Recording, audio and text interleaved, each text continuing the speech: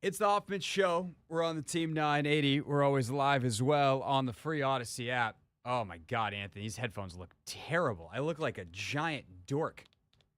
How do we, you wear them with the one ear off. That doesn't look good either. Oh, no. All right. Luckily, it's a radio show for most of you. You can watch us on YouTube. I don't know where my headphones went. They're not in my locker, which is where I put them every single day. But also, I don't trust myself enough to say that I definitely put them there. So yeah, I'm wearing other headphones that were in the studio, which is fine, except for they look terrible on YouTube. They look super nerdy. Why do these headphones look terrible? I wish I had the answer for it. Like, am I wrong? Does my head look weird? A little bit. Yeah, you should see it on the screens. Anthony just sees me in real life. You don't like the angle. I know. I pulled it up. It sort of kind of gives you like an egg-shaped, head. Do I just wear one off like this? This side's not even working anyway. That's why I don't use this one. That's why it's back here. You here. have one good headphone too? Yeah, I don't understand what are these? Well, I don't want to throw the brand out there. Yeah, these are typically good headphones. This is a good brand. But I only got one. The old school underneath bit? Nah. That's like choking me. The chin strap? Yeah, dude, the chin strap headphones. Look like I got the world's dumbest beard. Yeah, I don't know if that one's for you. Is it any worse than the other way around? You can say yes. Yeah. Oh, okay. In that case, let's flip those suckers back up. I definitely feel like if I go offset, that's the best bet. I think that both from a hearing situation and from a visual situation, if I have to stare at my own dumb face, that this is the best situation. The best situation is going to be for me to figure out what the hell I do with my headphones and get them for the next segment. Yeah, I mean, I'll probably check down in that studio as well, If Jeff Walker took my headphones, I wouldn't say it's fired. Jeff, but I'm just saying I would venture down there. Why would you say? Who else would you think did it? I mean, I'm not going to say somebody would have, just taken your headphones, but I'm just saying if you wanted to search the entire premises, I think you should also look down there. You think that the 106.7, we did that event last year, the 106.7 The Fan versus the Team 980, and this is really what it was about. It was actually a battle over headphones. Oh, wow. No, it wasn't. I know. We did that was a fun bit, though. Yeah. It was a good time. That was actually earlier this year. I think it was in January. The roast? Yeah. Yeah. John Allen was there. It was postseason. Yeah, so it was in like January. Is this when you had to take over and actually start the roast? Well, the roast was just Danny up there making jokes about everybody. I kind of got off easy on that one, which was nice. But yeah, I did the panel discussion portion. Everyone seemed to be looking around, looking for direction, and I eventually just went, "Okay, I know the topic list, and I haven't drank as much as the rest of you." Yeah, because I can't. That's not to say I can't drink it when I want to, but those are some of our colleagues. It's more of a lifestyle. They were enjoying themselves. Yeah, it was a good time. It genuinely was a great time. We just needed to get started. Yep. And so I took command. Mystics today. By the way, Tim Bontemps. Here's what's coming up on the show. Tim Bontemps from Las Vegas at 4:30. ESPN, former Washington Post. You've definitely heard him on the show before. You've seen him on your television. Kawhi Leonard is dropped out of the Olympics. They replace Kawhi with Derrick White, not Jaylen Brown. How big of a kerfuffle is that? Potentially, is that a weird bit that could affect the Celtics? Like, there's some fun stuff to talk about with Tim at 4:30. Take command, 5 o'clock. We put together our all NFC East offense. Then we'll take your calls afterwards if there are any commanders that we think could make the list. And then at 6 o'clock today, I'm actually really excited for this. best and worst case scenario for some of the Commanders' new additions. Because we're like, yeah, Bobby Wagner's going to be awesome. And what if he is awesome? How good are the Commanders all of a sudden? But what if he's not? How screwed are they? So we will do the best worst case scenario coming up at 6 p.m. Earlier today here on the Team 980, you heard at noon the Mystics go to Indiana and do something that no WNBA team has done since May 31st, Anthony. And that is win a game in front of a sold-out crowd at Gamebridge Fieldhouse. Caitlin Clark did drop 29 points and 13 assists. But we actually, the replay is on Monumental right now.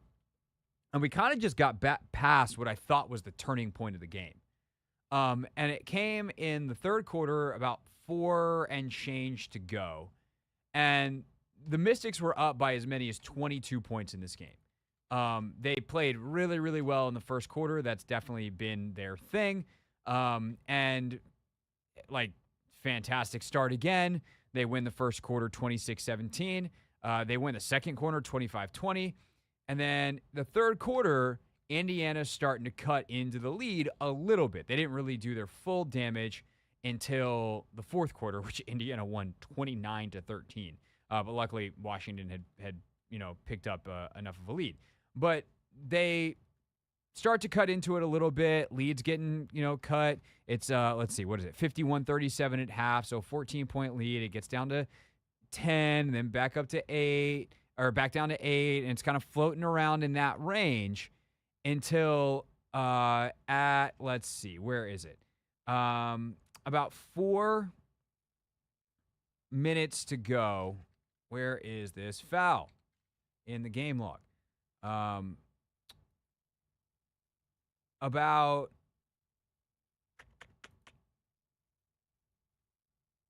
this is a wacky bit, Anthony. Are you talking about Aaliyah Boston? The Aaliyah Boston foul.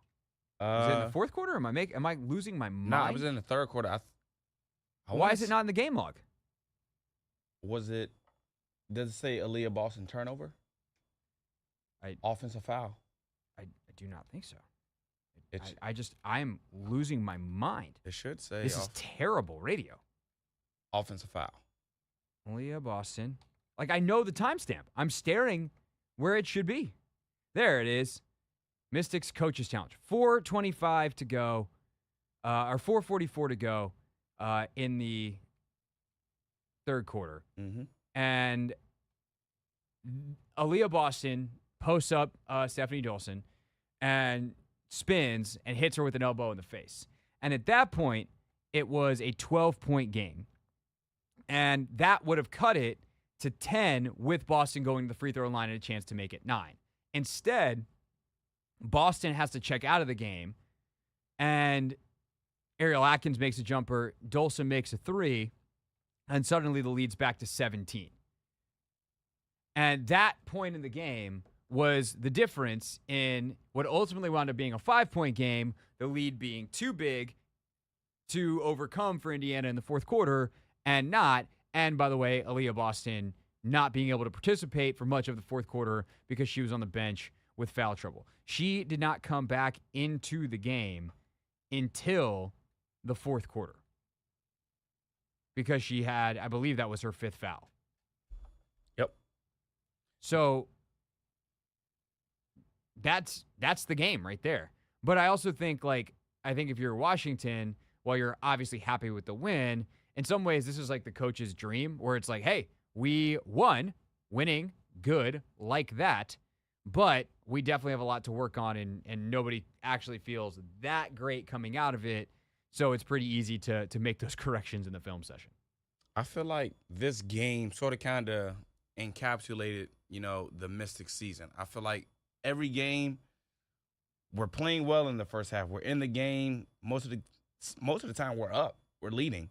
And then in the second half, the third quarter, the wheels started to fall off. This game, we actually had a very good third quarter, but in the fourth quarter, the fact we only scored 13 points, we kept turning the ball over. We couldn't get stops. I just feel like, that's been the Mystics all season long. And, we got to admire, what they do in the first couple of quarters, but we just want to see consistency. We want to see them be able to, put together 4 quarters. And I think that has to deal with B. Sykes being out or Slim being out, Shakira Austin being out. Those people that we're supposed to be leaning on this season to be our go-getters and our leaders. And it's tough out there, but you have 2 of your 3 best players, period. Yeah. In Austin and Sykes out, plus Carly Samuelson is someone who you run a lot of offense through out. So yeah, it's rough.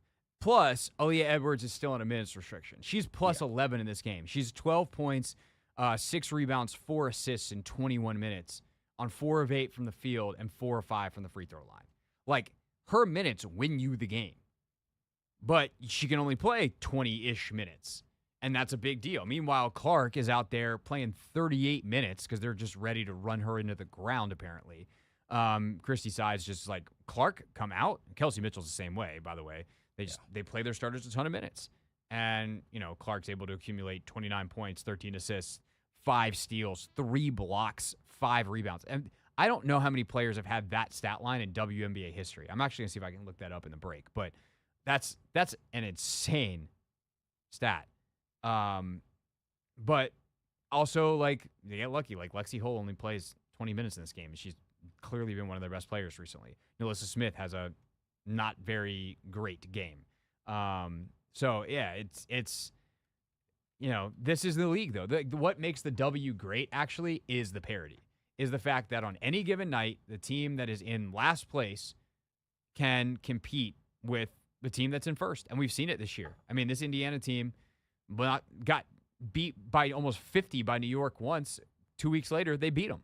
Like, that's the beauty of the league and why it's fun, even when the Mystics are one of the worst teams in the league, to watch, because you literally just don't know what's going to happen week in, week out. I want to look up that Clark stat in the break, see if anyone's ever had 29, 13, 5, and 3 in a game, because that's bananas. Also, we'll tell you next what history Angel Reese made again today, as there's a ton of day games going on across the league. It's the Hoffman Show. We're on the Team 980. Tim Bontemps from USA Basketball Camp in Las Vegas coming up at 4:30.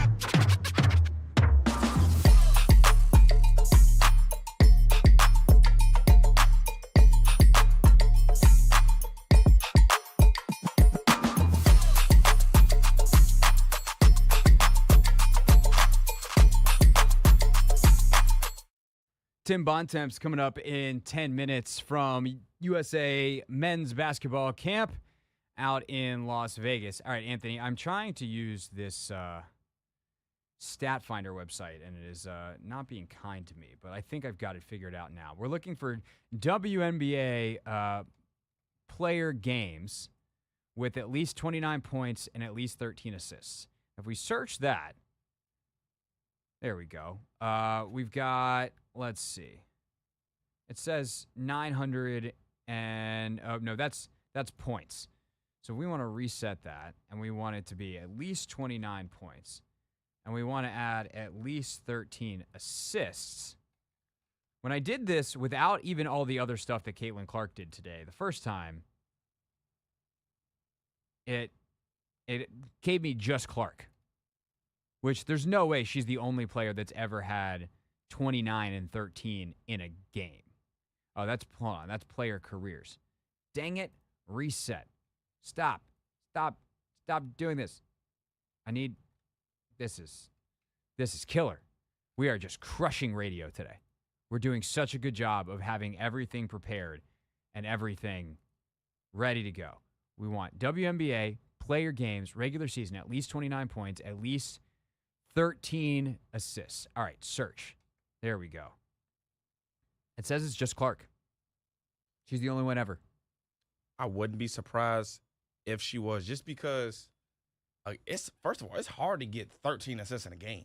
Like, yeah. And then also Here, let's do that. How many I guess that's another way to do it. How many have had at least 13 assists in a game in NBA history? WNBA. In WNBA history. Yeah. There have been only 75 games. So of those 75 games, if we add criteria and we want to do at least 2 points. And hasn't she done it 3 times? I do believe so. And we short this by points. The most points ever in a 13 assist game. See, this is where the stats is driving me nuts. Yeah, it's Clark today with 29. Wow. What's the second closest? Alyssa Thomas and Diana Taurasi have both had 27 and 14 games. But if we go by date, which would give us the Clark AT is ones, probably recent. Clark has done it the last 6 times it's happened, it's been either Caitlin Clark or Alyssa Thomas. Yeah. So Thomas has done it 3 times this year, at least 13 assists, and Clark has also done it 3 times this year. So Clark, first player in WNBA history, so the most of points today in a 13 assist game. So that's one thing she did. Unfortunately, again, the Mystics won. But when we talk about, like, we did the Rookie of the Year conversation earlier in the week, this is what we're talking about in terms of the special type of stuff that she's doing and how it's only going to get better, because she flirted with a triple-double for a little bit today, and then her rebounding just fell off in the second half. In part because the Mystics start turning the ball over, which leads us to how many times have there been a player with 25 points and 5 steals? Because that's also what Caitlin Clark did today. Number of times that's happened in WNBA history, 31. Dang. And Clark is the second, third, fourth player to do it. Actually, third player. Nafisha Collier has actually done it twice this year. Asia has done it once with 5 steals. If you want to make this 29 points and 3 blocks, that's been done in WNBA history 108 times in the history of the league. That's it. 108 times in thousands and thousands and thousands of games. And Caitlin did all of those things today. And it, like, watching that game, it didn't even feel like what it felt like today, Anthony, is what happens when, like, great players kind of get going later in their careers, where it's like she's just lurking at all times. The Mystics never were able to get enough separation in this game that you felt comfortable until the final whistle went off, and you're like, oh, God, okay, you survived. Because every time you felt like you were pulling away, here she'd come with some 3 or some, she'd get the ball, steal it, push in transition. And, like, that's what great players do, is they control games, and it just feels like anytime you give them an ounce of space, they take, well, I guess it's not, I guess an inch of space, they take a yard. And that's what she did today. Luckily for the Mystics, / talented wise for the Mystics. It's not like it's purely luck, but like good enough today by the Mystics to survive that, to figure out, okay, well, if she's going to get hers and she's going to create certain things, we're going to make sure that other things don't happen. Like Aaliyah Boston, not just because of foul trouble, like they did a really good job on her. And this is what Eric is very good at, is figuring out, okay, how do we stop certain things? Maybe we can't necessarily shut down Clark. And some of the threes she hit are like transition. They did a better job on her, I think, in the half court. There's one, I was scrolling through the game log in the last segment, and there's one where it's like, Clark hits 32-foot running three-pointer. You're just like, okay, fine. You know, they've got, I think they did a good job on the broadcast of highlighting. There's times where there's hand right in her face, and she just makes it. Okay, fine. But can you make sure that Nalissa Smith doesn't have a big night? Can you make sure Aaliyah Boston doesn't have a big night? And they did that, and thus the Mystics, again, go to Indiana and get a win in a place where they have not lost the Fever since May 31st. Yeah, I mean, again, I think we were talking about this in the discussion we had about the Rookie of the Year race on Monday. She's slowly but surely just, figuring out the league. Turnovers are still up, but just not as, as high of a rate. But the fact that, she's consistently flirting with triple-doubles, I wouldn't be surprised if she, in the second half of the season, ends up, leading the league in assists. She's second right now behind Alyssa Thomas, but her assist numbers are up. Her continuity where the teammates are a little up. And that's why, we're seeing these high assist totals. Like, we were seeing players miss bunnies at the rim. We were seeing Kelsey Mitchell drop easy layups and things of that nature. So the fact that, they're building that, consistency and that continuity, I think that the Fever, they're a team to watch out for in the second half of the season. This break is going to be very fruitful for those women. No, 100%. And all they've done is get better. And I think that's been the cool thing is the Mystics have gone through this, the Fever, the Sky, a lot of these teams with a lot of young players and inexperienced players. Like Julie Van Loo, obviously, she's playing a lot more than the Mystics intended on her playing, even though she's 31, like she's a rookie. And they've found their way in the league pretty quickly. By the way, I mentioned Angel Reese, more history today. She's just extending her history. 14 games in a row. The double-double now as the Sky get a win today. So, yeah, I mean, it's really fun to watch and to watch this league evolve. And because this schedule is so weird, like we're kind of watching it happen in front of our eyes, and the ball is just getting better and better as the year goes. Team USA is going to be without Kawhi Leonard for men's basketball at the Olympics. What happened there? And also, why was Team USA so quick to go to Derrick White instead of, say, a position-for-position swap in Jaylen Brown? Tim Bontemps has all the answers. The ESPN reporter joins us next on The Hoffman Show.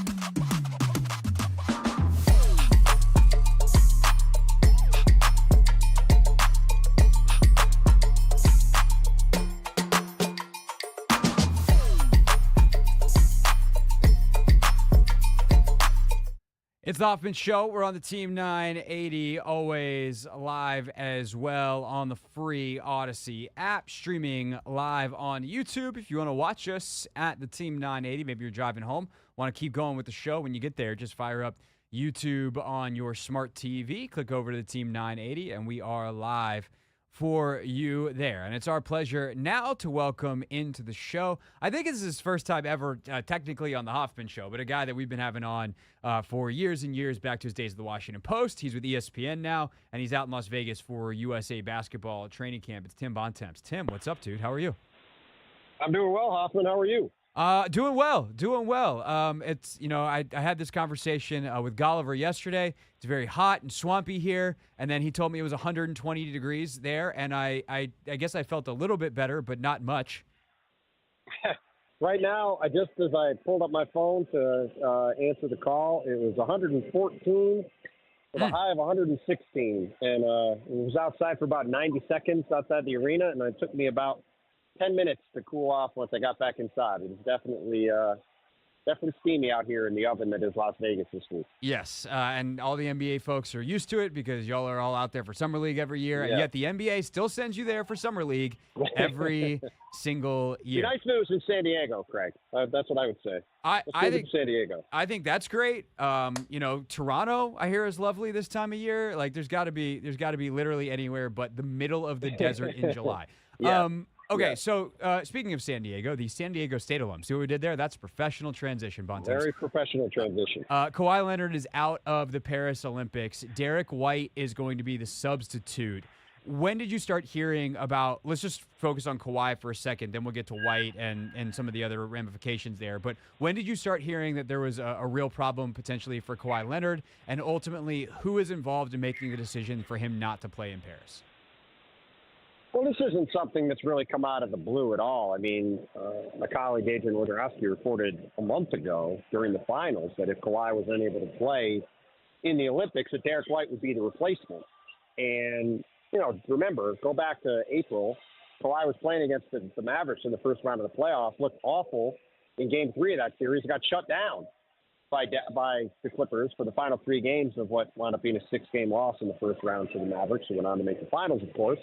And he himself said in interviews over the weekend with us here in Las Vegas that it wasn't really until 2 weeks ago that he was able to get on the court fully and that he thought he'd actually be able to play. So the idea that Kawhi, after a few days of practice here, wasn't able to make it to Paris is not stunning. There were mixed reviews on how he looked coming out of camp. Lawrence Frank and Mark Hughes, 2 of the top officials with the Clippers, were here in Vegas to watch him practice. Ty Lue, his coach with the Clippers, is obviously an assistant on Steve's staff.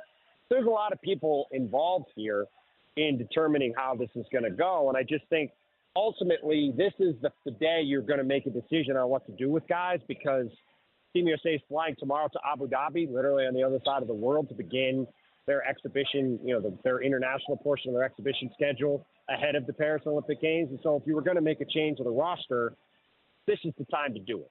And so, I think it makes sense that you go through training camp, you make a decision, then you move forward. And while it's unfortunate for Kawhi, who, guys on the team were excited to have him here, and he was pretty excited about the opportunity to be in the Olympics. Obviously, it's, if you're going to replace him with somebody, having a guy like Derrick White, one of the best two-way guards in the league, an elite off-ball three-point shooter, tremendous defender, can guard multiple positions, can handle the ball, do a little bit of everything. Just sliding a guy like that in casually, who'd probably be the second or third best player at worst on a lot of the teams in the tournament. It's a pretty good option to have in terms of needing a replacement for a guy like Kawhi. Yeah, no doubt. And he's so freaking basketball smart that him coming in last minute is not going to be any kind of issue. I don't know whether was he there with the select team? Like, has he been around this team, or will it be some kind of crash course for Derrick White when he joins the team, presumably now in Abu Dhabi? No, I mean, I reported earlier today on SportsCenter that he's been at his camp in Parker, Colorado, where he's from this week, and he was actually, I believe, supposed to go to the ESPYs tomorrow. Whoops. I think Boston might be up for team of the year. I'm honestly not sure. It's okay, Tim. We won't tell your bosses. It's fine. You're doing your job. Yes, things have been a little hectic here in Vegas, but he is Yeah, now he will not be going to Los Angeles, presumably. He'll be getting on a plane to Abu Dhabi sometime in the next between 24 to 48 hours. So, yeah, obviously a whirlwind thing for him. He just signed a massive contract extension a couple of weeks ago, or a week, not even a week ago, I should say. Over the weekend, he officially signed a $125 million contract extension. He obviously won a title a few weeks ago for the first time in his career, and now has a chance to go win a gold medal in Paris. So certainly, like for a lot of these guys, it's been a whirlwind for Derrick White. And, yeah, like you said, I mean, he's a phenomenal player, great guy, will fit into this group very easily. Obviously played with Drew Holiday and Jason Tatum for the past year with the Celtics. So I think it's an easy choice and a very easy guy to slide in to what's obviously an incredible Team USA roster going to Paris. Tim Bontemps, reporter for ESPN, with us here on the Hoffman Show. So, Tim, I'm sure you have seen the eyeball emojis from Jaylen Brown, of course, Tatum and White and Drew Holiday's teammate with the Celtics, who also would be one of the names that you would think would be in consideration to replace Kawhi Leonard if they wanted to go more positionally like for like. What did you make of that, and was Brown ever in consideration? I know you guys have reported for a while that White was the guy, but, like, what do we make of the Jaylen Brown emoji tweets, which is a thing that I can't believe I just said out loud and sounds so incredibly dumb when you say it out loud, but it's 2024, and that's the question. Yeah, I mean, honestly, to be totally candid, I saw the tweet. I don't have a lot to say about it, really, other than for the last month, my working operating belief has been that if Kawhi Leonard isn't going to be here, that Derrick White is. And so I don't know how far down the list Team USA went beyond that. I'm sure they considered Jaylen. He's played for Team USA before. But, that's all I really know for sure is that if Kawhi or presumably anybody else wasn't going to be able to play, that Derrick was the guy they had targeted as the guy to play in his place and be part of this. And so I'm not at all surprised that as this played out, that was the direction Team USA went in. Yeah, and I will put on my responsible journalist hat for a moment, because, like, we don't know that Jaylen Brown is not eyeballing that, hey, Derrick White's going to make the team. Look, it's another Celtic. It's another one of my teammates. Like, that's the thing about reporting on emojis, which a lot of people wind up doing these days, is that we actually don't know what the player means until he gets asked a very silly question like I just asked you, Tim, about it at a press conference, and then they typically give a fairly plausible explanation. Yeah, we'll find out probably later this year when, whenever Jaylen gets in front of the microphones again. I'm sure we'll hear about whatever the reasoning was. But, yeah, I think, for Team USA, I think they're less concerned about that and more concerned about getting ready to play Canada tonight and the rest of the off-season. Or the rest of the Olympic season, I should say. For sure. We talked a little bit earlier in the week about Cooper Flagg on the show, but I know you were there watching that scrimmage as well. Just how good was the 17-year-old that the Wizards and all the other bad teams in the league are going to try to take as hard as they can for this year? I'm sorry, you cut off for a second, Craig. What'd you say? I asked about what you saw in the Cooper Flagg game and what you've seen from Flagg is as much as you've been able to watch him this week, with obviously eyes here in D.C. on him, hopefully, as the Wizards are going to be unintentionally or perhaps intentionally tanking in 2025. He was incredibly impressive here. He's been incredibly impressive. He's really poised. I think, he certainly impressed the guys with Team USA. There's been a lot of, praising comments of him in his play. And I think, he certainly justified his billing as the number one pick projected in the 25 draft. And he's also a guy that, he looks the part in every way. And, as a 6'10" forward who's competitive and, can do just about everything with the ball and is a good defensive player and plays with an attitude and an edge. And the thing that impressed me about him was in talking to him, he was not overawed by the moment of being out there with Joel Embiid and LeBron James and Steph Curry and Kevin Durant and all these guys. Obviously he sounded like a teenager because he's not even 18 and doesn't turn 18 until December, right, which is pretty remarkable to think about. Like when he was born, Kevin Durant was a freshman in college, and LeBron James was in his fourth NBA season and en route to his first trip to the NBA Finals. That's how young he is compared to these guys. he played like a guy who'd been around, and that was, I think, what was really the thing that stood out to the players who have all talked about it was like, hey, this guy looked like he belonged as a kid, and that's pretty impressive. So super bright future for Cooper. Excited to see what he looks like at Duke this year when they've got a loaded team. And I think, if he's not the number one pick in next year's draft, which is a loaded draft, he's going to go off the board really quick. And I think somebody's going to be really excited to have him as part of their franchise for a very long time. No doubt. All right, last thing real quick for Tim Bontemps, ESPN NBA reporter, joining us from Las Vegas here on the Hoffman Show. For the local team, they do have an Olympian. Bilal Koulibaly is going to be on the roster for France. And I'm just curious, Tim, with your career covering not only the NBA but international basketball, how big is it for a young player, whether it's for Team USA or in Bilal's case, France, to get this kind of international experience as a kind of a growth jumping off point at a critical point in their career, which Bilal is at, with him having probably a lot more responsibility in Washington next year? Oh, it's amazing. I mean, it's an amazing opportunity. I mean, you see over and over again, guys are part of the select team with Team USA and take a big jump. And then guys play for the U.S. national team and take a big jump. I mean, just look at last summer, right? Guys like Anthony Edwards and Tyrese Halliburton went and played for Team USA. And even though the team finished fourth in the World Cup, got a ton of great experience, played against elite competition, came back the next year and took massive jump forwards as players, right? Both those guys were in consideration for being first-team All-NBA at different points last year and was on the MVP ballot at different points last year. So certainly just a really great opportunity for him to play at a high level. And, it's going to, for all those guys, for Victor Wembanyama and Shai Gilgeous-Alexander on the Canadian team. And you go down the list, like playing in the Olympics and under this microscope and under this kind of pressure, it's just great experience for everybody involved. And we've seen over the years, it's led to guys really taking big jumps forward in the future. And, for the Wizards going forward with Koulibaly and Sarr and, whoever they get, certainly because they're going to be near the top of next year's draft, which has got a ton of really good players as part of it. There's a lot to be excited about. And, it's going to be some lean years from a wins perspective here for the next couple of years, but the Wizards are building a foundation of something that I think's got a chance to be pretty good in the future, and look forward to seeing how it goes. For sure. Tim Bontemps, everybody. Catch him on SportsCenter reporting on USA Canada and the rest of the exhibition games and everything going on with USA basketball. Tim, appreciate your time, sir. Thank you. All right, thank you.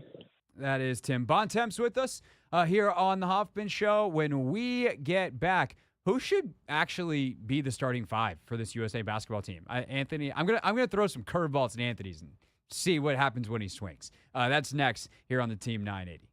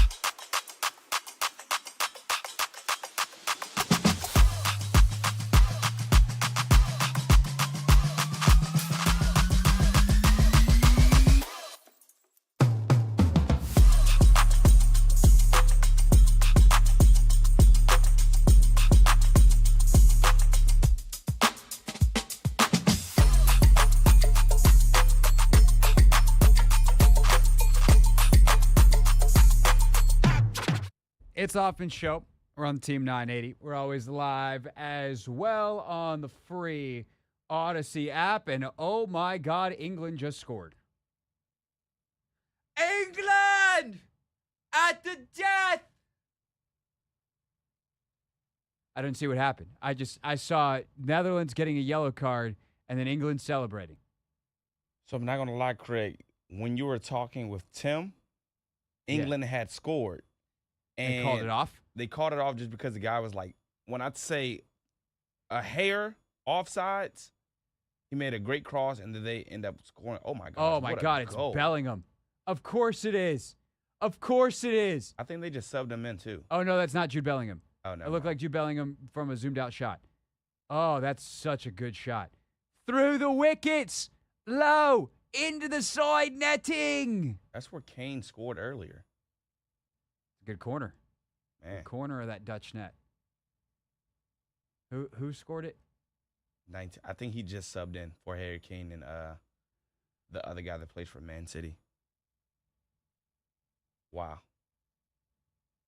I mean, Xavi Simons picks up a yellow card to boot. So it looks like it could be England, Spain. Is it coming home? Who? That's what they say. When England could win a tournament, they say, "Out football's coming home." the World Cup, the Euros, they're coming home. What a game. If England wins this, I do believe that is back-to-back women's, men's. Let's see, women's Euros history. The Lionesses, I do believe, are the last women's Euros champion. Yeah, England won in 2023 on the women's side, which was their first ever. 2022. And England now trying to win on the men's side for the first time in forever. Are they if not ever? Are they doing these subs to delay time? No, this will be they'll add some time back. Okay. 2 minutes. I'd imagine once the whistle blows to start play. Yeah. Considering the goal happened like right at the 90-minute mark and there's +2 on the clock, they'll get 2 minutes of time here for the Dutch to try to score. You think they score? No. Okay. I think they do. Okay. What do you want to put on it? Buckle up. Nothing. Nothing. Nothing. You just want to make the boldest of proclamations with no consequences. You know for your I'm actions. usually wrong, so yeah, I know. There it is. Why do you think that I want to bet something? Okay, I'll say England will win. No, England will not prevent the Dutch from scoring. What does that mean? I'm going to be wrong. I feel like you said something funny there just for the sake of being funny, to try to word it in a way that you could weasel out of something later. It was more so I'm anticipating on being wrong. I usually am. Or maybe the curse is over. Who knows?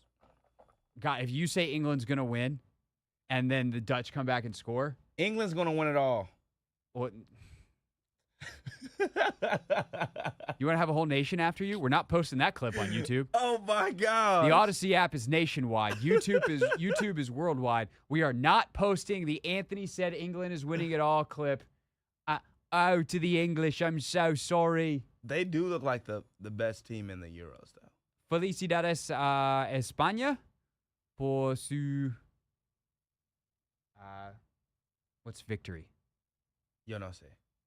Oui. Now I'm mixing Spanish and French again. Yo no sé means I don't know. Yeah, no, thank you. Yo sé. Muchas gracias por su explanación. De nada. Unfortunately, even though I'm going to France in like 3 weeks, I know very little French still, and I can speak passable Spanish. If the Olympics were in Barcelona, I would be much better off. Although I don't have the Barcelona. Maybe I do have it down. The Catalan accent. Barcelona. Should be coming up on the final whistle here, Ant. I was about to say, ball game. We were going to do a story here about the cyclist, who I believe actually is Spanish, who got a fine in the Tour de France for kissing his wife because this guy's like a veteran. They went through his town. Oh, there's the final whistle. Yep, I was right. It's coming home! I'm reading the transcript of the announcement. Yeah, just imagine Ian Dark. England has the last laugh. Anyway, there's a cyclist. His wife and his friends. His name's Julien Bernard. He's French. And his wife and his friends got on a hill during one of the stages of the Tour de France, and he got off his bike to say hello and give his wife a quick kiss, and then went on to complete the stage. He finished in like 60th something. He was made to pay 200 Swiss francs by the International Cycling Union for briefly stopping during stage 7 of the event. The governing body said the fine was for, quote, unseemly or inappropriate behavior during the race and damage to the image of the sport, which I find hilarious for a sport that is so ridden with scandal and drugs that no one watches it anymore. And they're afraid of a dude getting off his like an older guy. He's 32. It's not like he's old. He's younger than me, which clearly is very young. But for a cyclist, he's older. 32-year-old man getting off his bike briefly and kissing his wife. That's what they fined him for. But I do feel like it's not a serious fine because it's only $200.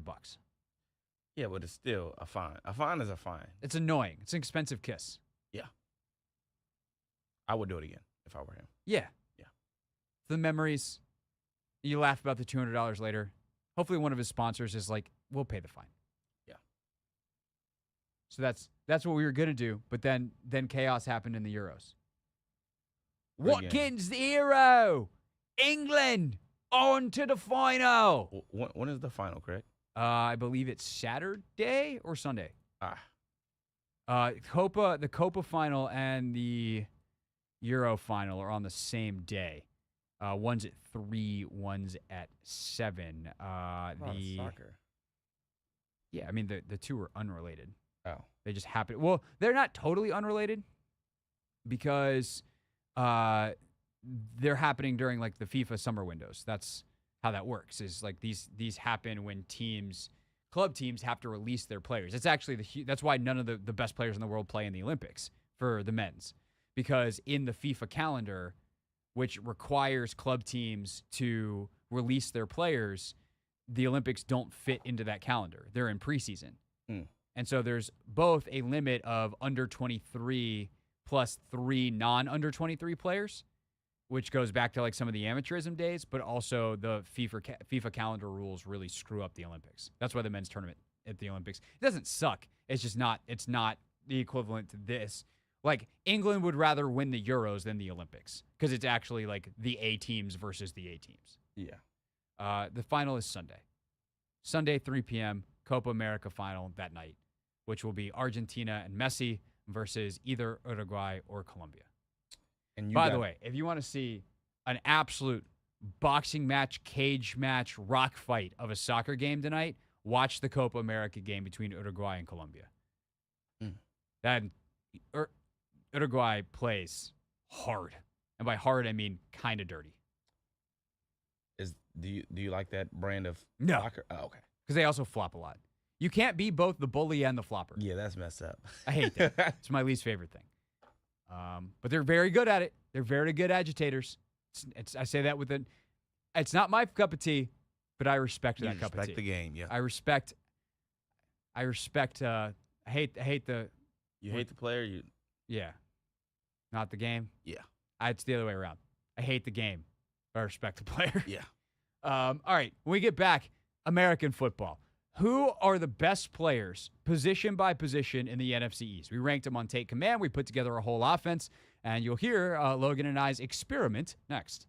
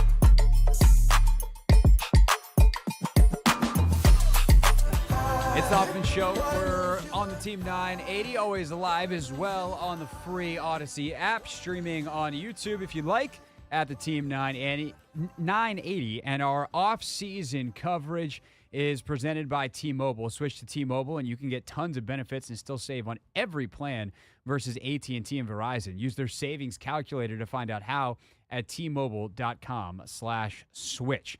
No mega story today, so no, not my beat, but instead a fun conversation that Logan and I had on Take Command, after which we'll take some calls at 301-230-0980 about, which is essentially answering the question, who are the best players in the NFC East? Position by position. The 33rd team, as I'll explain in the podcast, did a whole thing on it, and we thought it was a fun idea to kick around. We disagreed with some of what the fan vote was, and so here are Logan and I kicking around a part of an all NFC East offense on Take Command. All right, Logan, to the fun part, inspired by social media versus the mess inspired by social media. The 33rd team did their all NFC East offense. They did this by Instagram vote. We're going to do this based off what we think. So they just picked best player every single position. 2 wide receivers. Actually, they did 3 wide receivers, 1 running back, 1 tight end. So we're in 11 personnel, whatever that's worth. And we're just going to go through it. Best player at each position in the NFC East. We're going to do the offense today. We'll do the defense either later in the week or on the first pod next week. Ready to go? Yeah, and are we going to compare this to what the 33rd team said, or what are we doing? Yeah, so if you're watching on YouTube, I will pop up their graphic real quick. But they have, along the offensive line from left to right, Jordan Mailata at left tackle, Landon Dickerson at left guard, Tyler Biotish at center, Zach Martin at right guard, Lane Johnson at right tackle. Their receivers are CeeDee Lamb, A.J. Brown, and Devontae Smith.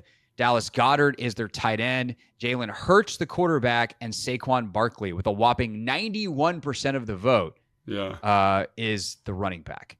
So that's their list, and we can certainly pull this back up as we want here. But where do we want to start, Logan? Do you want to start at quarterback? Do you want to start on the O-line? Yeah, let's start at quarterback, I think. To me, it's going to be a pretty close battle. And the fact that Jalen Hurts won this is kind of, I don't know if it shows how disgruntled people are with Dak Prescott. Like, Dak Prescott's, to me, clearly the best quarterback in the division. Like, it's like... I think it just shows the difference in kind of the... Do you know? Now I don't say do you know ball like every fan's a moron, because Jalen Hurts is really good, but like there is a depth to quarterback breakdowns that Dak Prescott doesn't pass and Jalen Hurts does, and that depth is wins. Oh, I see what you're saying.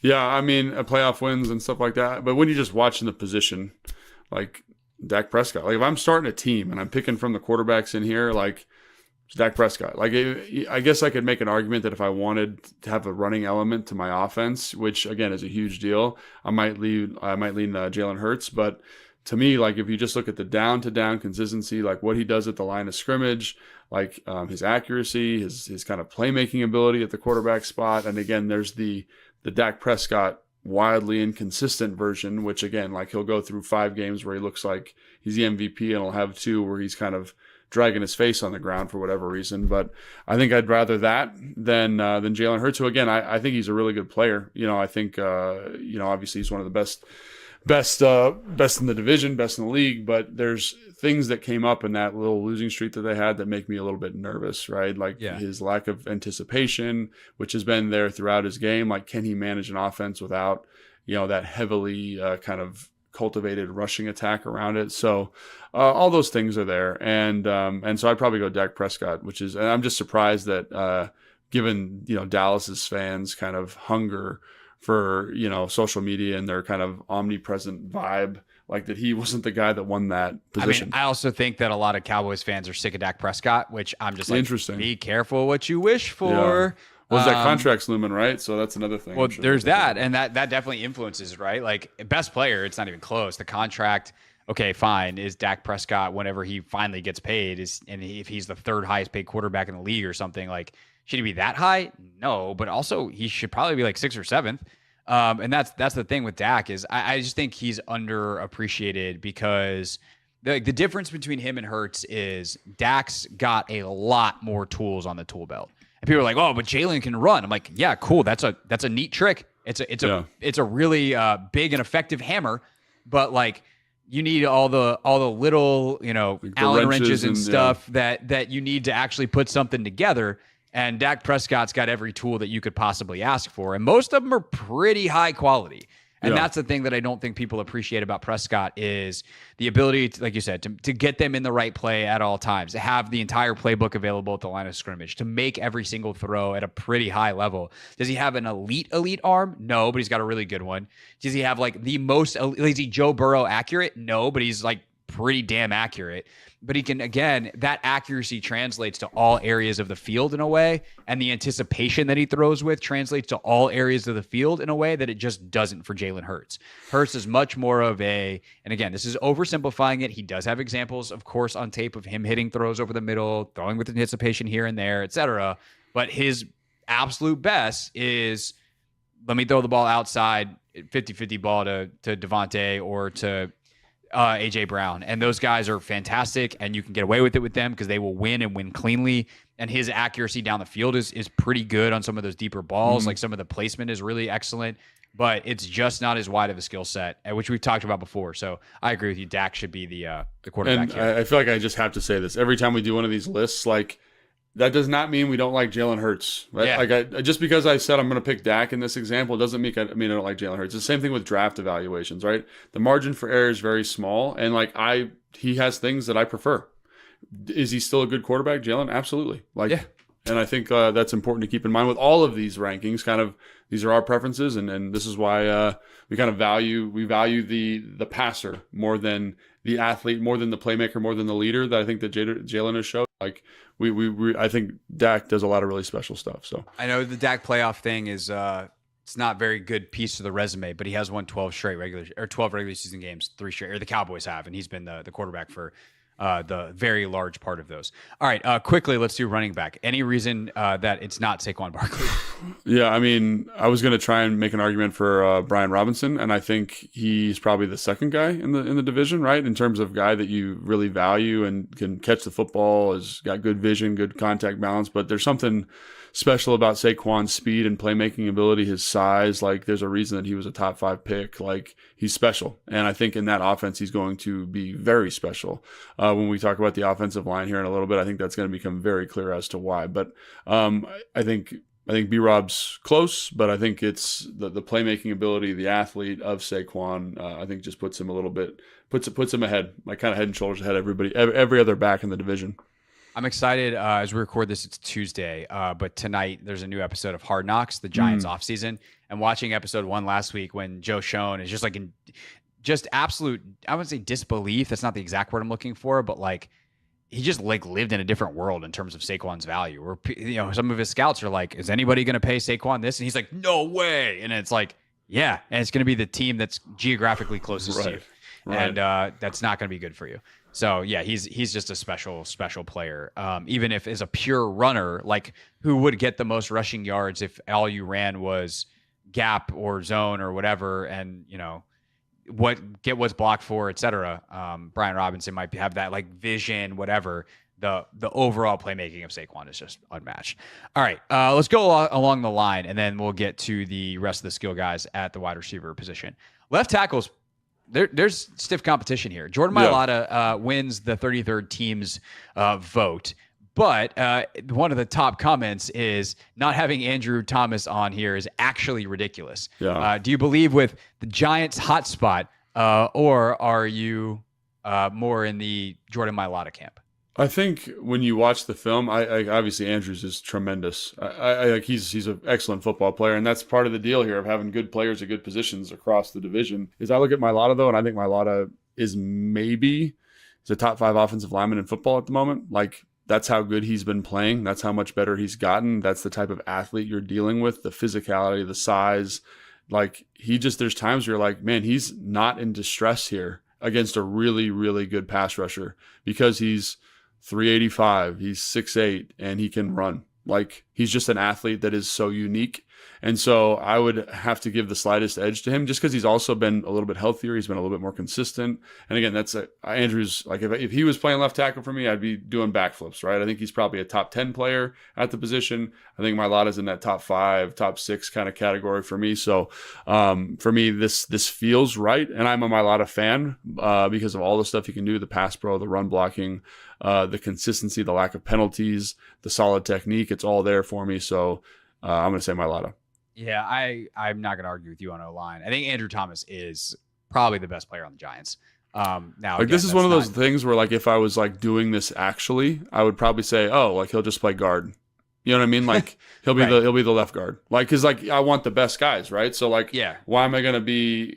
I think he's one of the best 5 O linemen in the division. The problem Correct. is if like we're doing position by position rankings, he plays left tackle, and one of the 7 to 9 guys that's better than him in the entire league also plays in the division. Correct. Yeah. Like, if I was doing this for real, it'd be like, Jordan Mailata at tackle, Andrews at guard, and I put Landon Dickerson at center, and then Zach Martin or Cosme at right guard, and then our guy Lane Johnson. Like that's honestly how I would do it. And like, tell me that that's a bad offensive line. I think you're an idiot. Like that's the best offensive line that anyone's ever seen. But we got to pick left tackles, so I'm picking Mailata. Yeah. So Andrew Thomas, sorry, that was probably the Giants' best chance to be on this list. Yeah. And Andrew Thomas does fall just short. Left guard, Landon Dickerson. The kid in Dallas, Tyler Smith. He's a good player. Really, really good. Is he playing left tackle now though? Like, what is he actually doing? I mean, the plan I think is to keep him at left guard and let Tyler Guyton try at left tackle. And so we'll see. But for discussion purposes, I'd say we put him at left guard. Yeah. I was listening to a podcast over the weekend with Brandon Thorne, who does a lot of great O-line work, and he is super, super high on Smith. Dickerson just signed a monster deal though. He's phenomenal. I think the question, like he got to play between Mailata and Jason Kelce. Right. He's not going to have Jason Kelce next to him on his right side anymore. But is he good enough that he's still the best left guard in the division? Feels like it. Yeah, I mean, I like Tyler Smith. I'm very, very high on him. Like the athlete, the movement skills, the strength, the power, it's all there. But again, I go back to the consistency, and Landon Dickerson has just done it. He's just done it for the last 5 years, like at a really high level. And I know he's been playing with some really good football players, but the consistency, the pass pro, again, he's not the athlete Tyler Smith is. So like depending on the offense I was running, I might in a certain world be like, if I'm with Kyle, like if I'm in an outside zone based system, like I'm like, hey, Tyler Smith, you're our left guard and we're going to just murder people, right? It's not going to even be fair. But I think Landon Dickerson in that kind of power spread offense that they run, with the pullers and they're pulling the center and you got to win a lot of one-on-one blocks. He's excellent at that. So stylistically, I think depending on what you're doing, you probably go either way. But again, because of the consistency and the total body of work, I'm going to say Landon Dickerson. Center Biotish is the call for people voting on Instagram. I think it's funny because he by far has the lowest percent vote of anybody. It's like 30%. And it's like, I think all the fans of their team just voted for their center. Right. Cam Jurgens is going to take over for Jason Kelce. Good player. We don't know how he is at center. Probably not as good as Jason Kelce, but certainly has a great chance to be very successful considering the linemen around him. He's got the best O-line coach maybe in football, and Jeff Stoutland coaching him up. I would assume that we don't need to talk about the Cowboys center here because the guy that was starting over them last year is Tyler Biotish. And so Biotish moves on. And then is Schmitz going to start for New York? I don't know. I know he was kind of up and down a little bit last year, but I would assume so. I like Biotish, but none of those centers are like blowing the doors up. This was easier when Jason Kelce was still playing. Correct. Yeah. Like I like Cam Jurgens a lot. I think he's going to be really good in that offense because I think they're going to have, Landon Dickerson. You're playing next to Landon Dickerson. You've got Tyler Steen, who's this big old hoss right next to him. Like they're going to be able to kind of cover him up, and he's going to be able to pull and do some things that's really exciting. Again, like Biotish, flip a coin. You can pick this one, Craig. I don't really have a strong opinion on it either way. Like center, to me, again, if I'm doing this for real, we're moving some people around, and like Cosme might be playing center for us. You know what I'm saying? Like we're going to find the best five. So yeah. I'll go Biotish because that's less Commanders fans yelling at us in the comments. Right guard is fun. This is one where people could be yelling in the comments either way because you have future Hall of Famer Zach Martin and Sam Cosme, who, by the way, I thought this was interesting. Thorne was not nearly as high on as I expected. Like there still seems to be in some parts of some people who break down O-line stuff for a living are like, Sam Cosme is a borderline all-pro. He might be the best guard in football. Right. There's others that are like, I don't know, we've seen some signs, but like he's solid. He's definitely the best guy they have in Washington, but like that's not that special. I think you are much closer to the former, where you're like, I really, really like Sam Cosme. Yeah. You've always thought he was a guard anyway, so that also probably influences a little bit of what you think. But if you had to take for 2024, Zach Martin at whatever declined state from one of the best guards of all time, where he's still great, or Sam Cosme, who do you put at right guard? I'm probably putting Zach Martin. Like as much as I like Sam Cosme, like Zach Martin is Zach Martin. Like there's a level of consistency to his play. Like there's certain things that you watch when you're watching a lineman, like how easy do they make it look?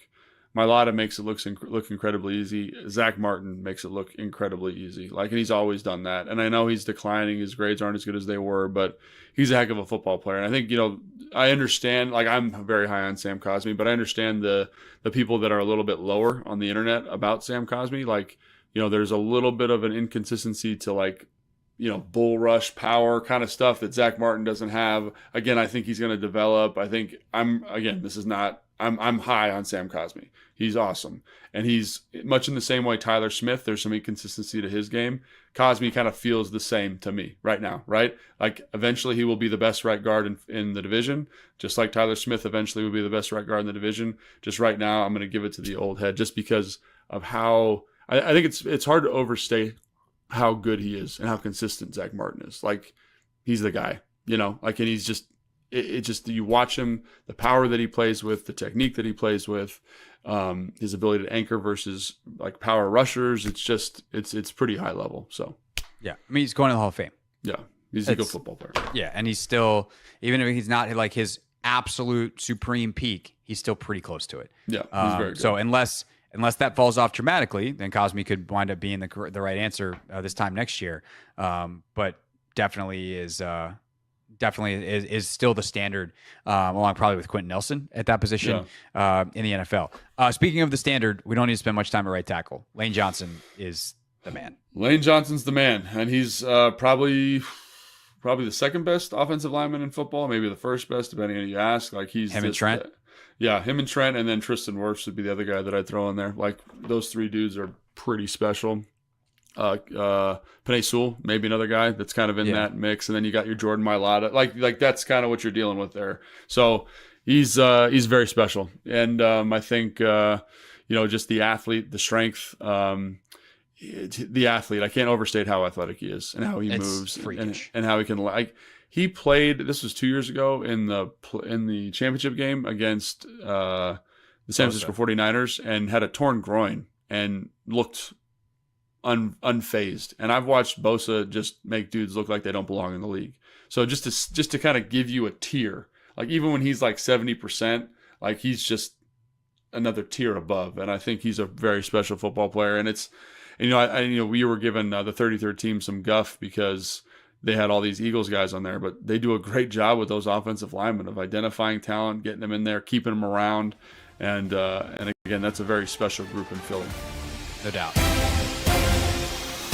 All right, if you want more, including the skill positions, then check out Take Command. We were going to talk about that next.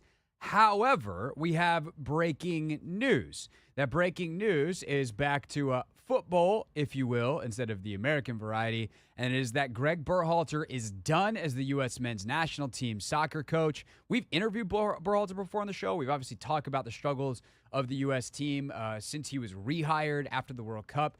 This is monumental news with the World Cup coming to on the men's side to America, to North America in 2026. So I will give you my take on this and some more background information, why this is such a big deal, why now, as well as some opinions sprinkled in. Next, breaking news, Gregg Berhalter is out as U.S. men's national team coach, and right 5:30 on the dot, we'll tell you why that is such a big deal and where the U.S. soccer program goes from here on the Hoffman Show.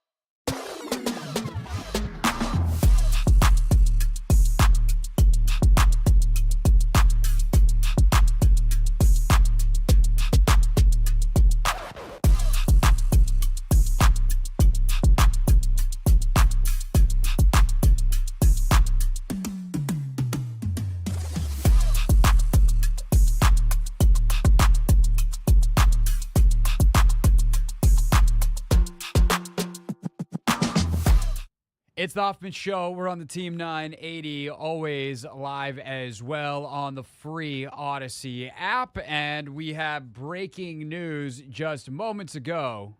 Breaking news. Oh, snap. News is broken. Breaking news. And that is that Gregg Berhalter, now per multiple reports, but first broken by Fox Sports, Doug McIntyre, their U.S. men's national team insider. Gregg Berhalter is out as the U.S. men's national team coach following the exit by the Americans in the group stage of Copa America. And this is pretty monumental for U.S. soccer. We're entering an incredibly important phase for the sport in this country.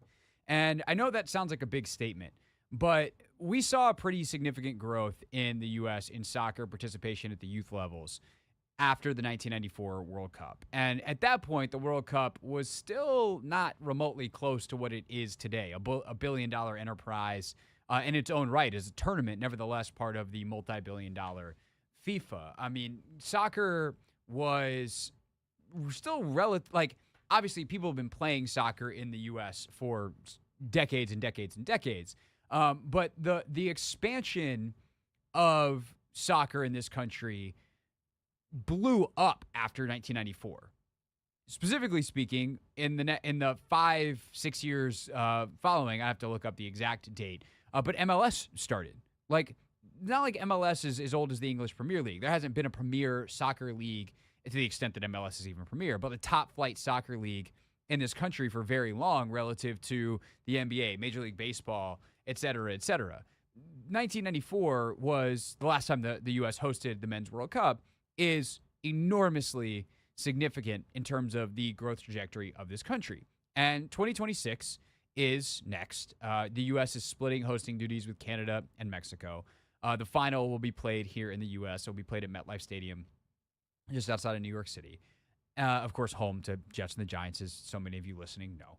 But this is, I think, the chance for the game to take the next big step, both in if it wants to continue to push in larger youth participation, but also a chance to maybe be the jumping off point for the U.S. to take yet another step as the generation that grows up watching this and going to these games ultimately gets inspired and plays at an even higher level. And the U.S. can go from being a team that's kind of a middle-level team. They're not bad. They routinely make the major tournaments, et cetera, et cetera. They're probably the best team in CONCACAF right now, with Mexico struggling. Obviously, Canada would have something to say about that. They just lost last night to Argentina in Copa America, so they've been the most recent, farthest participant in a major tournament, although the U.S. has beaten Canada multiple times in Nations League and Gold Cup in previous years.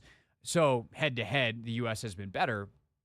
Point is, being the best in CONCACAF, the North American region, is not really something to brag about. And if the U.S. ultimately wants to genuinely compete on the world stage, the kind of boost that you get as a soccer nation from hosting a World Cup is massive. And thus, to go into it with an inferior chance compared to what you think you're capable of would be an incredibly stupid decision. And Canada already made a relatively tough call in firing their coach mid-cycle, and they just 2 months ago, not even, hired Jesse Marsch, who many would consider the most accomplished American coach in the world. He is the only American coach that coached in the Premier League. He was fired from his job at Leeds United, which was a somewhat controversial decision, but not ultimately terribly controversial. They weren't very good. They'd had a bunch of injuries. And they were playing a little bit better at the time he got fired, something that we actually talked about a little bit on the show last summer, in part because we thought, could Marsch all of a sudden become a candidate for the U.S. men's national team job? Because, to get back to the bigger picture here and catch everybody up, if you're like, okay, I hear you, this sounds pretty important. The guy who's going to coach or was supposed to coach the U.S. men's national team in the World Cup just got fired. What are we doing? This was the guy who coached them in the last World Cup, where they did exactly what they were supposed to, which was get out of the group stage and then lose to a better team. Okay, so you don't exceed expectations there. Berhalter's played or coached to some smaller tournament wins. Okay, fine. But he's also had some big losses. And they've never competed well against major competition. About the best they've ever done against a truly great team is tying Brazil 0-0 about a month ago in a friendly leading up to Copa America. What was it, 4 or 5 days after they got just absolutely blitzkrieged by Colombia 5-0 at Commanders Field in Landover. So the tally of big losses is high. The tally of signature wins is next to nothing. And if you're looking at it from a performance standpoint, there's not really a lot to write home about. Add in the fact that there was a lot of controversy, including a very old domestic violence incident, including him spilling about his decision to bench one of his best players in the World Cup to a leadership conference that got leaked and caused the old domestic violence story to come out last year, gigantic, or 2 years ago, gigantic story post-World Cup. And so there's this 6-month period where no one's coaching U.S. soccer outside of the interim, B.J. Callahan, who actually is no longer available if he was to be in the candidate pool because he just signed on to be the head coach in MLS at Nashville. But Berhalter was in consideration for the job, but it wasn't his. And we thought, oh, is Jesse Marsch maybe going to be able to come and take this job now because Leeds fired him in the Premier League? There's a couple of other names. No. Berhalter ultimately gets rehired for the job and proceeds to be the exact same mediocre coach that he was. And now, after yet another, even worse than mediocre, losing in particularly the group stage of this group that they lost at Copa America, where Panama and Bolivia are far, far worse sides, far, far worse shape as soccer teams than the Americans, and to not make it out of that group is thoroughly embarrassing. And it happens because of some things that have happened similarly. Major players, in this case, Tim Weah, in the past it's been Serginho Dest, getting red cards in big games. Just there's not a level of discipline to this team. They don't create enough chances. And some of this certainly is on the players and the need for a better American player pool, but that actually is the thing that brings this full circle. While this is the most accomplished in terms of European experience player pool that we've ever had, if we're going to take the next jump as a footballing nation, we need to perform well at this World Cup. We need to figure out how to maximize the current group and inspire the next one. If we rewind to 2011, 2015, 2019, where the U.S. women come in second to Japan in an absolutely classic match in the World Cup in 2011, win in 2015, and then win in 2019, so many of those women talk about the 1999 World Cup that the U.S. won on its own soil. It won here at home, the ultimate game, the championship game, a 1-0 penalty shootout win over a shootout win over China. You know the famous photo. Brandi Chastain hits the game winner, takes off her jersey, and is on the cover of Sports Illustrated, the whole deal. That actually happened 25 years ago today. And if you talk to Kristen Press and Tobin Heath and Alex Morgan and Heather O'Reilly and Crystal Dunn and so many of the different, whether slightly older, slightly younger players that were made up that 2015, 2019, and even back to 2011 group of players, they will tell you some of them were in the stands, whether it's that day at the Rose Bowl in 1999 in Pasadena or another game. Heather O'Reilly's told the story on our training podcast. She used to actually train with my co-host on that. But she's told me and Chris, I remember going to a game in New Jersey and tailgating, playing Backstreet Boys in the van with my soccer team along the way. And that was the thing that pushed her interest in the game to another level. And so to have that moment for young American men here in the States, that could be the thing that inspires them to rethink. And maybe they're a great football player, great baseball player, great basketball player, and also a great soccer player. And maybe that's the thing that pushes them to have our very best athletes choosing soccer more often, if that's something that they want to do. Maybe it's something that a coach, gets an idea because he's interested in the game and, he's the future American coach and changes the way that we play as a country, that refines our game, our tactics, the way the youth programs work, all of it, and becomes a great force for American soccer that leads to World Cups in God, if it's 2026, 2046, 20 years later. We don't know what the trickle down will be, but we know it's important, and we have the evidence to see that. And to go into something that important with an inferior / not the best you can possibly get coach would have been incredibly, incredibly unprofessional, stupid, lazy, whatever. Is there risk? Of course. But not having the risk of doing it, or the risk of going in with Berhalter, to me, is far less than going in with someone who is not Berhalter, who has a chance to change what the U.S. has done and get better results, because we know what the results will be.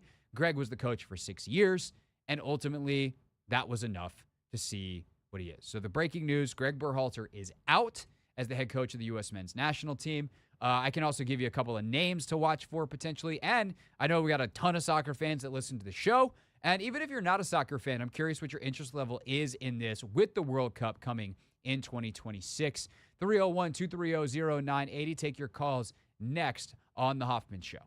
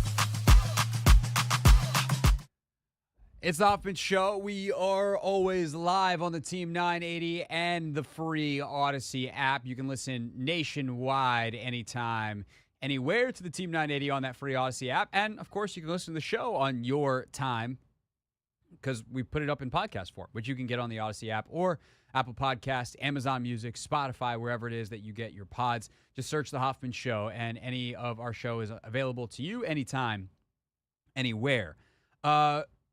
So the breaking news of just a few moments ago, according to Fox Sports, Doug McIntyre, the U.S. men's national team is going to have a new coach. U.S. Soccer is relieving Gregg Berhalter of his duties.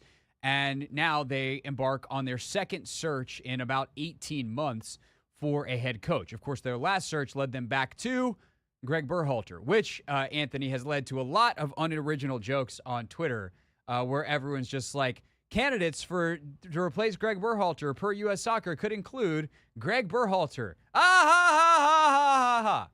That's actually very funny. It is funny. It's funny because it last time was true.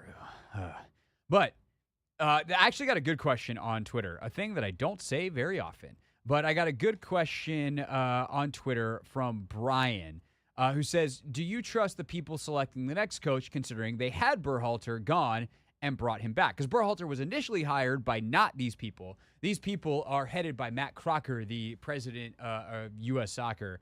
Actually, no, that's not his. The managing director, I believe, is his title of U.S. Soccer. He's the guy in charge of the men's program.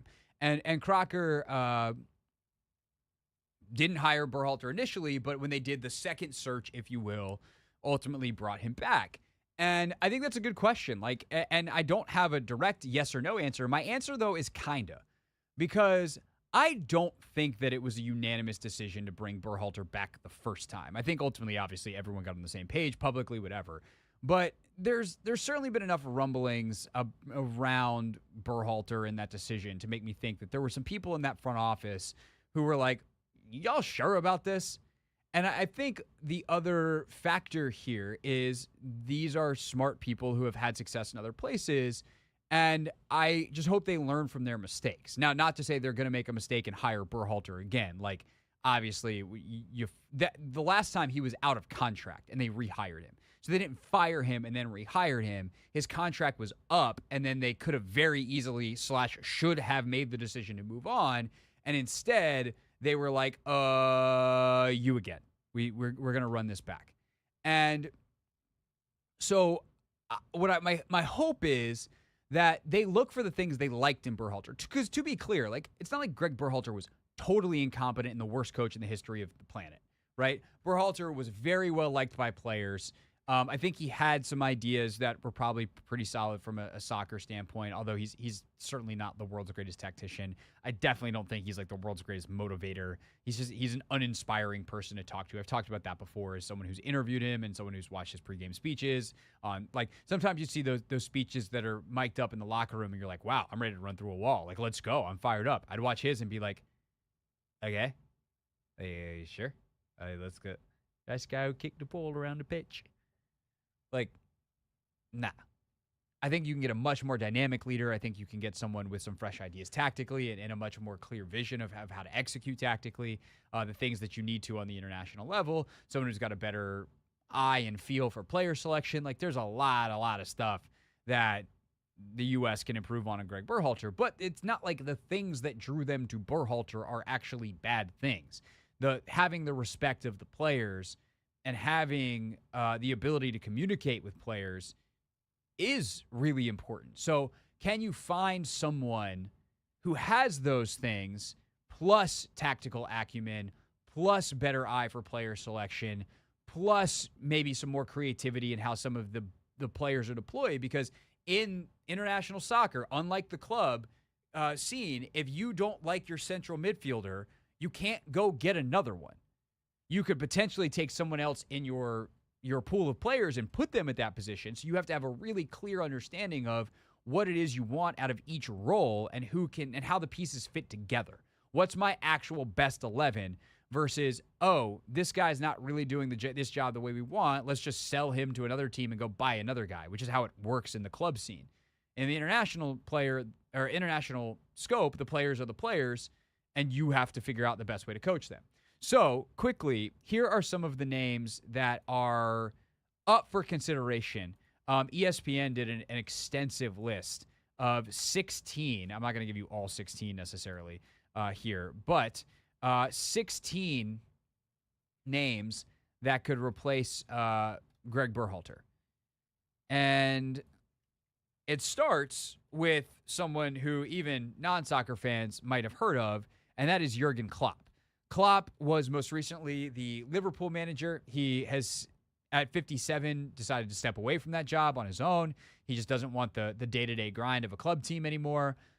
He has said he's not really interested. He certainly is not coaching the Premier League again, but he is probably not going to ever coach a club again. So he can go be famous Jurgen Klopp and give motivational speeches and TED Talks and that kind of stuff for the rest of his life. And if he wants to do television, like, he would be amazing because he's one of the best managers in the history of the sport. But could you entice him to be the U.S. manager at least for the next 2 years going into this World Cup? Because we talk about respect from players and relationship building and all that kind of stuff. No one in maybe any coaching job in the world in any sport does it any better than Jurgen Klopp. Plus, tactically, all that kind of stuff. He is an elite coach who's won the Premier League. He speaks great English, which is something that is obviously helpful in terms of the communication when you're going to be the U.S. national team coach. You'd have to pay him a boatload of money, which one thing that I know I have heard is there a restriction because now it's in the collective bargaining agreement that the men's and women's coach makes the same. No, that's not actually restrictive. Emma Hayes is making what Berhalter was. So when they gave Hayes the contract, that had to match what the current men's team was. But they can now go pay Klopp more. And then if Klopp's still the coach at that number, the next time they make a move for a women's coach, the women's coach would then have to match that. But they could definitely back up the Brinks truck for Klopp. So he would be the dream. You have to make that call. Is he going to answer it? Probably. Is he going to say yes? Probably not. But you have to make that call. And he was just touring the U.S., by the way. He was here in America over July 4th. America. Please, Jurgen Klopp. Really like hot dogs. Another guy, David Wagner, is one of his proteges. He is coached under Klopp at Borussia Dortmund, amongst others. He has been a high-level manager, Huddersfield Town. He brought them into the Premier League, kept them up for a year before getting relegated. So we'll see. He also is an American. So one of the more, accomplished assistant coaches under Jurgen Klopp, had some managerial experience, is American. That could be interesting. If you want to go with like an American legend, a guy like Steve Cherundolo is interesting. He played almost his entire career internationally, club-wise, which I think is also great. Like, tapping into the way that Europeans and specifically Germans play seems to be the best way to actually operate. And he played 400 games for Hannover 96. His nickname was the Mayor of Hanover. So he then was obviously a captain for the U.S. men's national team at times and is a legend here in the U.S. So Cherundolo would be interesting. The name that keeps popping up the most, this is the last name I'll throw at you real quick, is Wilfried Nancy. He is a 47-year-old who has won the MLS Cup very recently with the Columbus Crew, which is the hardest trophy to win. That's the regular season trophy for Columbus Crew. He's very well respected tactically. He knows the player pool extremely well. He's just very well respected. And he's the guy that I think in North America, if you're going to not go internationally, if you're going to get someone who's currently coaching here, he's the name that comes up the most. Other than that, on this list that ESPN put out, they did a great job. The other name you might have heard of, Patrick Vieira. He got a call last time, the French international, who is currently coaching in France. He also spent some time in MLS and thus knows the U.S. system and some of the player pool really well. And then Mauricio Pochettino, who's been a Premier League coach at multiple stops, including most recently at Chelsea, is the other name that people perhaps might have heard of. Thomas Tuchel, who's at Chelsea and Bayern Munich. He coached Christian Pulisic in the Champions League that Chelsea won a couple years ago. So yeah, there's definitely some great names on this list, guys that you should call. guys that are probably going to say no, guys like Tuchel, Pochettino, probably out of the range, probably not interested, but definitely worth a call, and certainly some interesting candidates to replace Gregg Berhalter. Again, if you're just tuning in, Gregg Berhalter, U.S. men's national team coach, is going to be relieved of his duties per Doug McIntyre of Fox Sports. All right, that concludes our football talk of the day, unless we can get a guest to call in and give us even more insight on this story. But next, Anthony sent me an article this morning that I thought was really interesting with some comments London Fletcher made about Bobby Wagner. And it got me to thinking, / got us to thinking.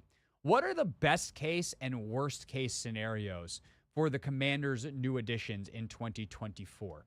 Well, we'll play the high-low game, if you will, next here on The Hoffman Show.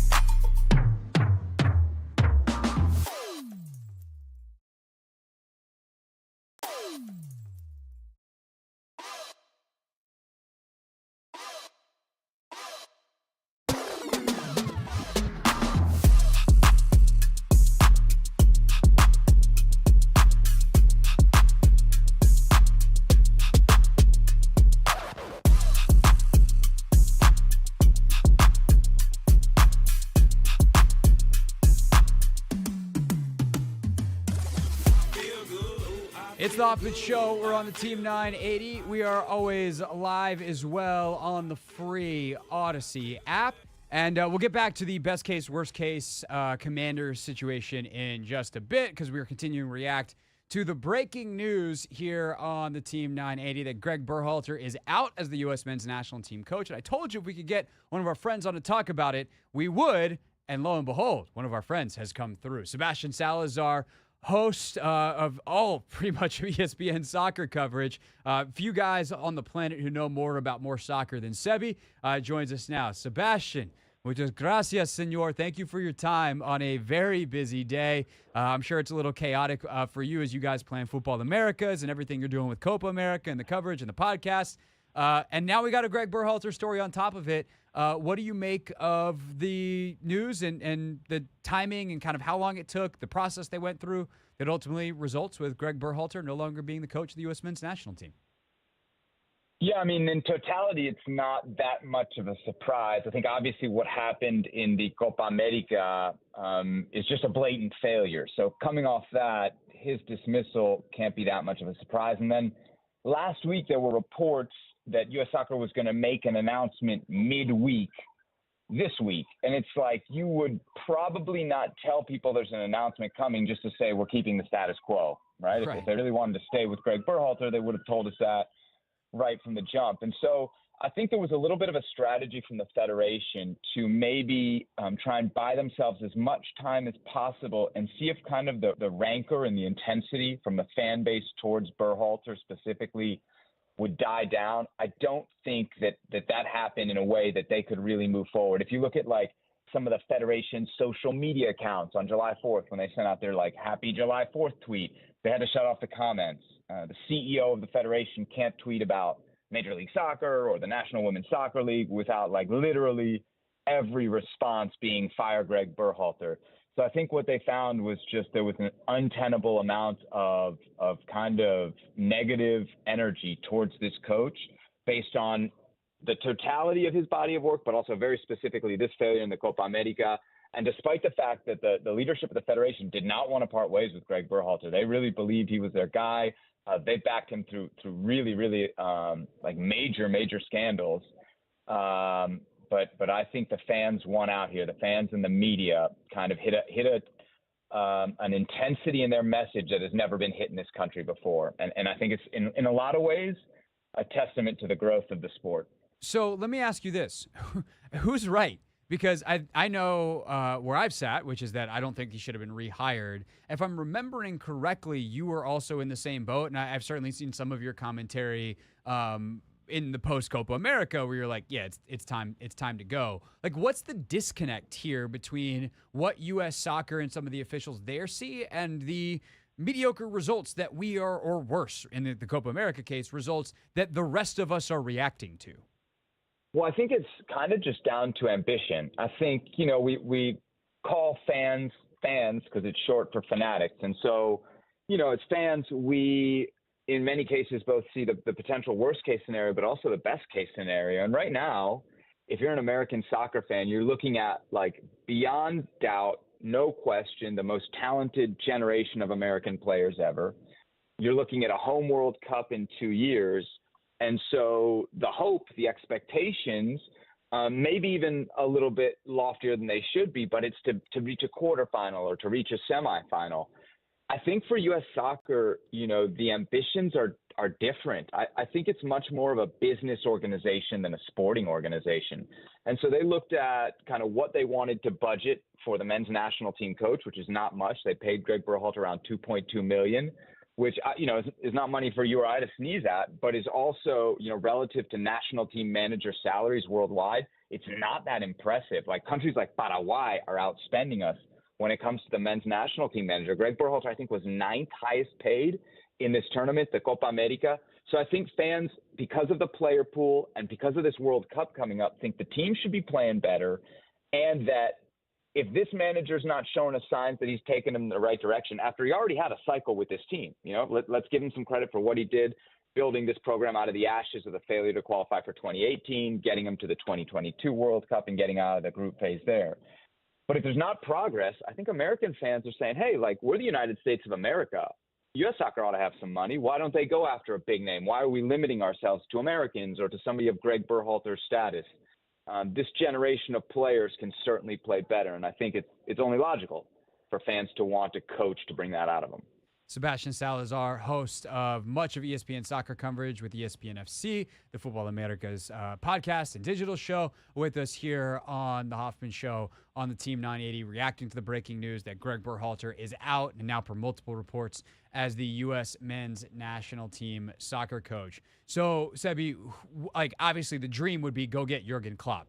That is a dream. And who knows, maybe there's a chance with the World Cup being here, like, what a cherry on top that would be of his career if he's able to get the U.S. to a semi or a final somehow in a couple of years. I don't know how realistic he sees that or how much money it would cost to get him to try. But more realistically, like what's next for U.S. soccer here, characteristics-wise, and who are some of the names that perhaps really hit those notes that U.S. soccer needs to hit with their next hire?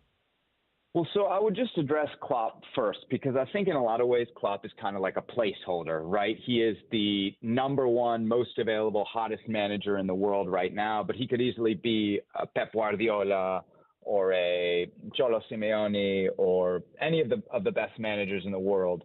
And I think we need to put the onus on U.S. soccer to say nothing is beyond reality. U.S. Soccer is an organization that's very capable of raising the funds to pay someone $15-20 million a year if they want. And that's probably the going rate for somebody of that ilk. Can they specifically convince Jurgen Klopp? That's another proposition, although it's worth noting Klopp did on July 4th go on his Instagram and wish the entire United States a happy July 4th. Sure did. That was after the U.S. had crashed out. That was after Gregg Berhalter was, in trouble, and it was after Klopp had been linked to the job. So he would have known all that when he sent that Instagram. It felt a little bit like a flirty move. But I just think, we shouldn't let U.S. soccer off the hook in terms of ambition. And then I think if you look at kind of the history of the position, it's been mostly Americans. And that's really the discussion kind of moving forward here is ahead of this 2026 World Cup, is it time to do something like what U.S. soccer did in 2011 when they went out and got Jurgen Klinsmann, a big name with a big international soccer pedigree, or somebody kind of from outside the system to try and get this team to where they need to be. But I think that's really kind of where we're at when we start to think about potential replacements is we need to move past what the past has been, which is looking around Major League Soccer, who's the best American coach, who can we hire for a couple $1 million. I think it's time now to open the purse strings up a little bit and say, hey, we're U.S. soccer. We got a World Cup coming up. We're going to make a lot of money off of it if we're smart, if we're doing our job right. And we need to invest in this men's national team because, Craig, what cannot happen is a repeat of what just happened. If you have a home World Cup and you go out in the group phase, it's just a huge disaster and a major, major missed opportunity for everybody in the sport to grow the sport and because of that benefit from it. So the U.S. Soccer Federation absolutely has to get the 2026 World Cup right. So let me follow up directly on that. Then I have one more question I want to ask you. Sebastian Salazar with us here on the Hoffman Show from ESPN FC. Like I tried to describe in my immediate reaction to this news 45 minutes ago here on the show, why 2026 was so important in my words. How would you, if in like 90 seconds, minute here, like how would you describe why, beyond the obvious that like it's at home and it would suck to lose at home, from the growth of the game, from status, from whatever it is from your vantage point as someone who lives and breathes this sport every day, why is 2026 so important and thus the level of urgency so much higher to do this now? Well, yeah, I mean, I can give you a very personal example. I grew up in the D.C. area, and I was a fan of all sports probably from the ages of, 4 or 5 until 9 or 10. I loved baseball, basketball, hockey, American football. I played soccer, but I played the other sports as well. The 94 World Cup happened coincidentally in the same year where baseball had its strike. And those two things coming together took me from a kind of an all sports fan to a soccer obsessed fan. And really, I mean, literally, Craig, why I do what I do today is because of the experiences of the 1994 World Cup. My mom's from Mexico. My dad got us tickets. We literally followed the Mexican team around for almost all their games, 3 of their 4 games. It was a life-changing experience. And I think there's the opportunity there to take kind of the general young soccer fan and turn them into a soccer fan and therefore kind of customer for life. But that doesn't happen if you go out in the group phase. If you make it out of the group, if you have a quintessential moment, a knockout round, maybe a knockout round victory, maybe a knockout round victory over a Brazil or a big team in world football, now you're really kind of transcending the glass ceiling that is capped soccer in this country. And for soccer to hit the mainstream, pretty rare, man. You don't call me a lot. It happens only in big tournaments. And the World Cup for the men's national team at home, like literally, it ain't coming around for another 50 years. So there's a lot at stake in terms of the future of the sport in this country. Sebi, I can call you more often if you want me to.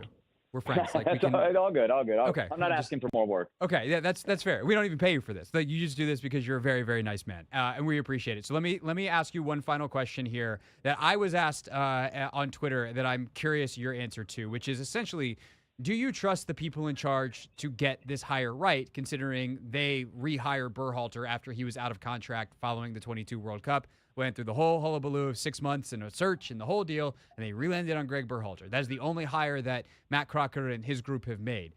So do we trust them to get it right a second time? Yeah, it's tough, right? And you're not wrong when what you say about Matt Crocker. I think he came into a situation where the easy move may have been to keep Berhalter in a lot of ways. Maybe he was limited by the potential pool in that moment. Remember, it was shortly after the World Cup, so teams are still in season. I think in a lot of ways, the continuation of that marriage was a continuation of a marriage of convenience. Here's what I'll say about Crocker. We can undoubtedly look back on the Berhalter hire as a failure. However, if you look at what he did with the women's national team, he got rid of the manager after a failed World Cup, and he brought in literally the best candidate in the world in Emma Hayes, and he broke the market to do so. So on that hire alone, I'm willing to give Matt Crocker kind of a second chance, because I have to say I was really impressed by that bit of work. The men's game and the women's game are totally different. The budgets are going to be totally different, but I think you give him one more shot here. And unfortunately, it's the biggest shot that there is, and he just made a big mistake on the men's side. But I think this job is attractive enough. He should have a big enough budget that he should be able to get some very interesting candidates to at least sit down and listen to the pitch. And if the pitch is good enough, I think having this generation of players at a home World Cup could be a nice gig for some relatively big-name managers in world football. Yeah, fingers crossed. Sebi, what are you guys working on at ESPN that if people want more on this, they can go check out? Of course, we'll be live tonight on Fútbol Américas right after the second of the two semifinals in Copa América between Uruguay and Colombia. That should be a great game tonight. We'll be talking about that. A brief look ahead to the final. And, of course, the main portion of our coverage will be dedicated to this breaking news on Gregg Berhalter. I'll be up there with a couple former U.S. internationals, Ale Moreno, as well as former Venezuelan internationals, so we'll have the international perspective. But it should be a real good show. We've been beating this drum for a while, and I think you're going to see some good television tonight. So join us over on ESPN Plus. Yeah, no, that'll be great. Very much looking forward to it. And also, Sebi's got a new show coming at the end of the month with DMV. Speaking of DMV soccer legends, Ali Krieger on the women's game as well, ahead of the Olympics and into the back half of the NWSL season. So awesome stuff coming from Sebi tonight and down the pike. Sebi, muchas gracias, amigo. Really, really appreciate your time. Thanks, dude. Great to be with you, Greg. That is Sebastian Salazar, everybody, with us here on the Hoffman Show. As good as it gets, breaking down the game, giving us the knowledge. All right, so that's our Gregg Berhalter coverage for now, barring some other addition to the story. But so glad we got Sebi in to the show, breaking news reaction today. All right, when we get back, we will reset, figure out where the hell we are on our rundown, because we've had to take a bit of a detour with the breaking news, but plenty of good stuff still to come in the last 45 minutes of this here edition of the Hoffman Show.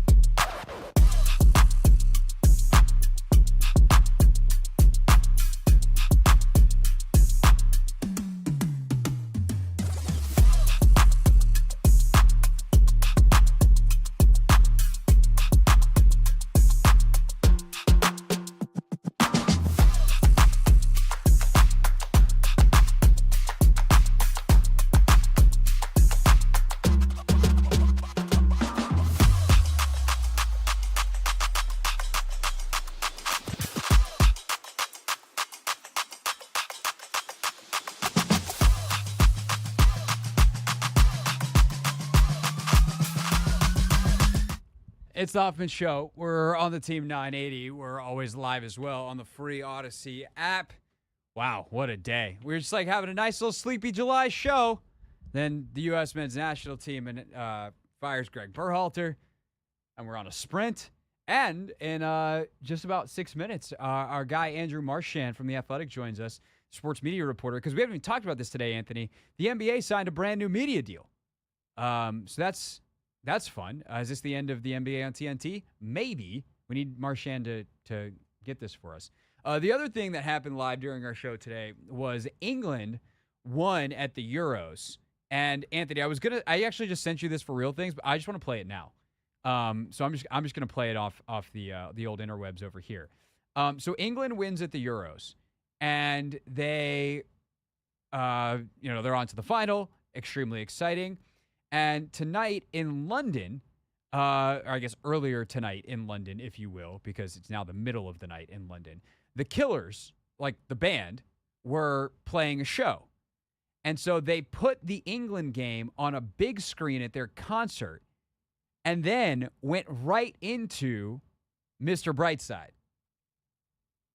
And apparently it's awesome. I've just seen the tweets. We're going to find out together because this is what it sounded like. Goal that looks like giving them a place in a European Championship final. That's exactly right. Hear the guitar coming in.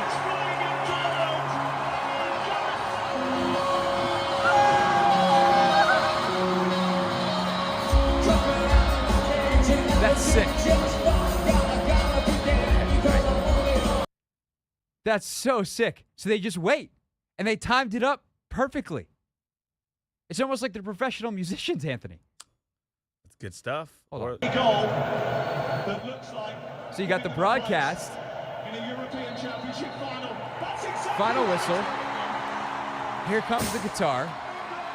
That the you heard was red and white streamers. Fade out the commentary. And they're doing just fine. That's amazing.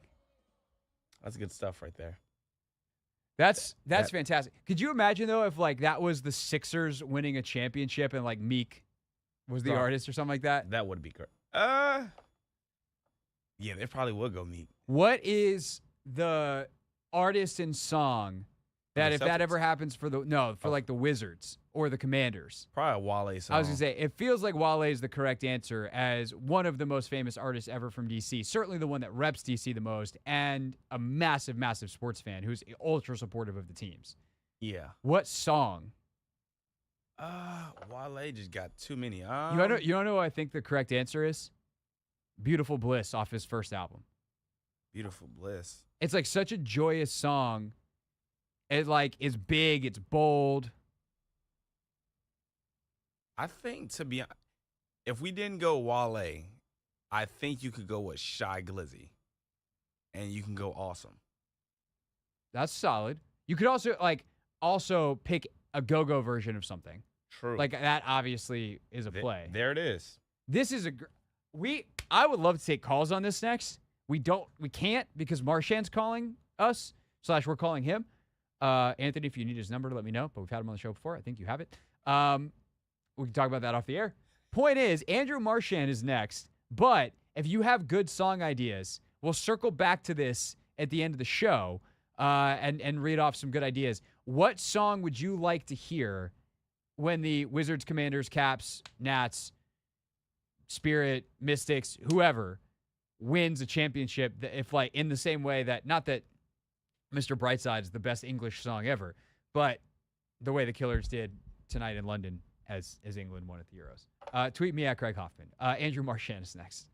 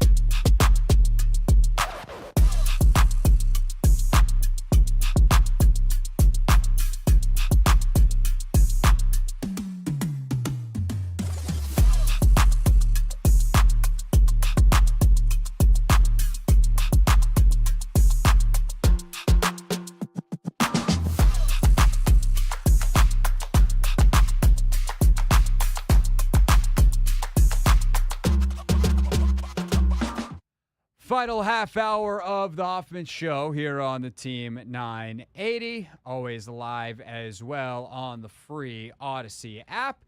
And it's our pleasure to welcome back to the show a senior writer who writes about sports media for The Athletic, Andrew Marchand. Andrew, how are you, sir? I'm doing well. How you doing? Doing well. I know it's a busy day. This big story that you broke earlier about the NBA's TV rights, so we really appreciate your time. On the most baseline level for the audience that maybe hasn't seen this yet, what was agreed to today and how final, and we can unpack the how final part in a second, but how final is this agreement? Well, a couple of things. So what's happened right now, ESPN and TNT Sports own the rights for the NBA to broadcast their games for the next year.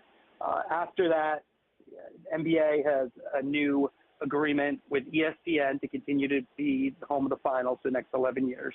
And then they also have new 11-year deals with both Amazon Prime Video, so just available on streaming, and then also NBC Sports, which would be available on NBC, and also Peacock, their streaming service. TNT Sports still has matching rights. Well, they believe they do. The NBA is not as certain that they can do that. So it's going to go to the Board of Governors on Tuesday. That's kind of a formality. The league's owners will accept the deal. And then after, it will be sent to TNT Sports, and they can decide to match or threaten to match to see if they can elicit maybe some other games from the NBA or perhaps just highlights and continue to do inside the NBA. But that's where it stands right now. So on the TNT piece of it, which is obviously a big deal to a lot of folks, it's where many of us have been watching the NBA for years, and obviously Inside as a show becomes much less of a possibility if they don't actually have the NBA, and who doesn't love Inside the NBA? What are the arguments on both sides of the NBA not really thinking TNT has an ability to match here, and TNT saying, yeah, we do. They obviously have the right to, but like, what's the technical disconnect here where one side seems to think that they can, and the NBA is like, you don't really have what it takes here to match? Well, that's really a question for lawyers, and I haven't seen the contract, and so it's a little complicated. But the layman's term is that the new deals are different than what Turner has currently. Turner currently just splits the package with ESPN, the national packages. ESPN has a little bit better deal as they can put the finals and other games on ABC, and Turner only puts, has the conference final is the best, is the highest they go.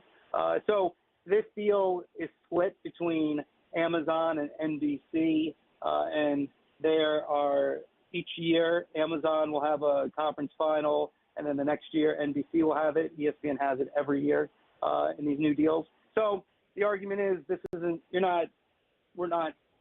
we didn't negotiate the same deal that you had previously.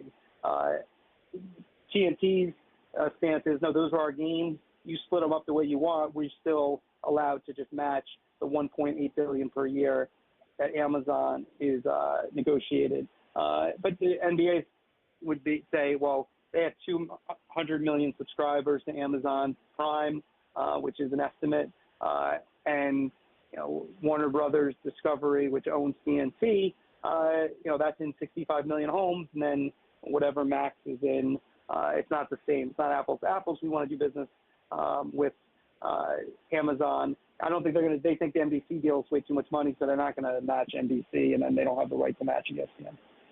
Andrew Marchand, senior writer for The Athletic, with us here on The Hoffman Show. Andrew, it was such an interesting year. Interesting is one way to describe it for ESPN's NBA coverage. Of course, the in-game broadcast, I'll ask you about in a second, went through multiple changes and is going to go through more. But then there was all of this public criticism, and well-deserved, for their pre- and halftime and post-game coverage, much of it around the fact that it's just yet another Stephen A. Smith production. Does the league have any thoughts that they've perhaps expressed on this thing? And is there anything contractually where the league has any say on how the team or how the outlets actually produce their coverage? Well, a couple of things there. Number one, a year ago, Jeff Van Gundy, Mark Jackson, they were let go. So there was a new finals team in place this year. It went through a couple of generations. At first, it was Doc Rivers and Doris Burke joining Mike Breen, and Doc went to Milwaukee. and he was succeeded by J.J. Redick, who now has gone to the Lakers. There's irony there because there was a feeling that one of the reasons, and I was told this, that they let go of Jeff Van Gundy is that he always wanted to coach again, even though he never had in 16, 17 years that he was there. He never went back, even if he did flirt with it. And so the NBA did not like Van Gundy making, criticizing the officials, and they made it known. Now, I don't think they said you got to get rid of Jeff Van Gundy, but ESPN definitely knew going into these negotiations that the NBA didn't love Van Gundy. So getting rid of Van Gundy, I think that was part of the calculus there. And then, secondly, with the pregame show, it became too much about Stephen A. I mean, Stephen A. is ubiquitous. He's on First Take. He's on every show you can imagine. I think a pregame show is different than hot take show, where you have opinions left and right. It's more of let's get into a little bit into the strategy, a little more human interest. And they're showing Stephen A. walking into the arena like he's a player, which is kind of funny. And so I think when going forward, let's say Amazon, let's say NBC, get the packages. You look at NBC, they have Mike Tirico, they have Noah Eagle for play-by-play, so pretty strong there. Amazon has set its sights on Ian Eagle, who to me is probably the best NBA play-by-player in the business, to be their number one. They haven't signed him, of course, but I think they're hopeful to do that. So they're going to be pretty strong. I think that ESPN, with this investment of they're going to have the finals for the next 12 years, counting the last year of this current deal, and then 11 more in the new deal. I think that they're going to go big. I think they're going to look. I would not be surprised if they try to make a run at LeBron James if he ever retires. I think that's one guy. I think they're going to try to make it feel bigger. I think one of the big criticisms for getting the pregame being too much about the Knicks, it just felt like if you told me the broadcast was a November game as opposed to June and the NBA Finals, I don't think it felt different enough. And I think they need to glam that up a little bit so it feels bigger. Is that something that is going to be personnel driven, or is that something that is possible with their current personnel and perhaps treating it a little bit more seriously? I would say it's both. I mean, I think one thing, I'm not a huge fan of Super Bowl. If you notice, the networks, whoever switches networks every year, they always come out with new graphics for the Super Bowl, which I always felt like was unneeded. But I kind of understand that. I mean, it's a Super Bowl. But I feel like for the NBA Finals, they should have different graphics. I think when you look at that screen, it should feel different. So I think that's one thing that you can do cosmetically. Number two is, I also feel as if, and this is, ESPN's a different animal. It's the biggest, it's the baddest. I always say it's still the Yankees of sports media, whatever you think of the Yankees. But, it's the biggest brand in the business. And they have tonnage, and they go 24/7. But I think that we've come to a time where you want to make these big events feel bigger, and which they've done a real good job with Monday Night Football. They've spent a ton of money with Joe Buck, Troy Aikman, and the Manning brothers. And now Bill Belichick is going to join the Manning brothers for part of the games each time they have those 10, 11 broadcasts per season. And so I think they're going to try to do that I would not be surprised if that's what they do with the NBA. Andrew Marchand with us here on the Hoffman Show. Broke the story today. The NBA's got a new media deal. There's still some final I's to be dotted, T's to be crossed, but staying with ESPN for the finals, Amazon and NBC getting the rest of the games, barring TNT's ability to match, which we talked about 5 minutes ago. So if you're just joining us, hit the rewind button in the Odyssey app. When we talk about Stephen A., Andrew, and his potential role in their coverage, I know ESPN is also in the middle of negotiations with him in general. I think there's a lot of us as viewers of the network, and certainly I think a lot of us who work in sports media that would like to see a change in how he is utilized and kind of the first takeification of all parts of sports talk. But where do those negotiations stand, and what role does this deal play in where Stephen A. stands at ESPN and where they stand with him? Well, look, his deal's up in a year. It's going to be for big money. He's making $12 million a year now. They've already offered 18. He wants 25. He wants to do other things. You see him on Fox News. You see him on News Nation. You see him everywhere. He has his own YouTube / podcast 3 days a week. So he's important to the network, but mostly, he's most important on First Take. If I were them, I'd probably say, look, why don't we stay at $12 million? but don't do all the rest of the stuff. Just do First Take. Let's make you exclusive to First Take, and then you can do anything else you want anywhere else. Go make another $13 million doing other things. That to me makes a lot of sense. I think less is a lot of times more. I just think he's everywhere, and I think that and he's a hard worker. I mean, the one thing you can criticize Stephen A. not like his take, think he's too over the top, et cetera, but at the end of the day, he is a guy who is going 24/7, and that you have to give credit to him for. And he has a style. I think his first run at ESPN was a little bit premature, as big as he got, and he got let go. But the second run, he got it down. He's a really experienced broadcaster now. I think the first time around, he was a writer trying to be a broadcaster. He had some of the things, but it was a little bit too fast. Now he's experienced. He's done a lot of talk shows. I think media, there's not that many people who can do all three.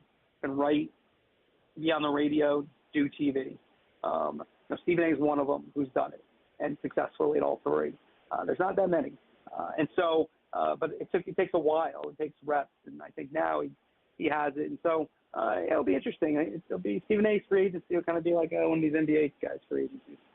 Yeah, I think you hit the nail on the head. For whatever it's worth, my 2 cents that you didn't ask for is exactly what your many more cents is as someone who actually covers this professionally, which is I have so much respect for what he does with First Take and the show he's built as someone who has a show and does it every day and talks for a lot of time, giving a lot of opinions.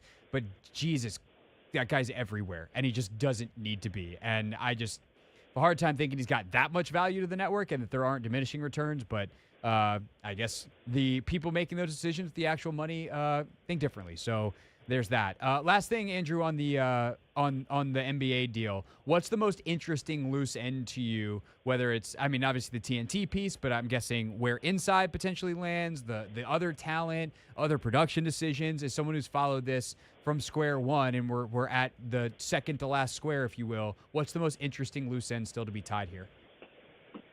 And I think what happens most likely with Barkley, to me, he's the best studio analyst of all time. I know he said he's going to retire. We'll see. TNT, I think they want him to continue working for them. They're expanding on their sports. Can they find a method to use him still? Keep Inside the NBA possibly together. I think that's something to watch. Could they get highlights and do that show still? I think that's kind of the most interesting. And I'm very interested in who's going to be on. A lot of it's kind of answered. I mean, play-by-play.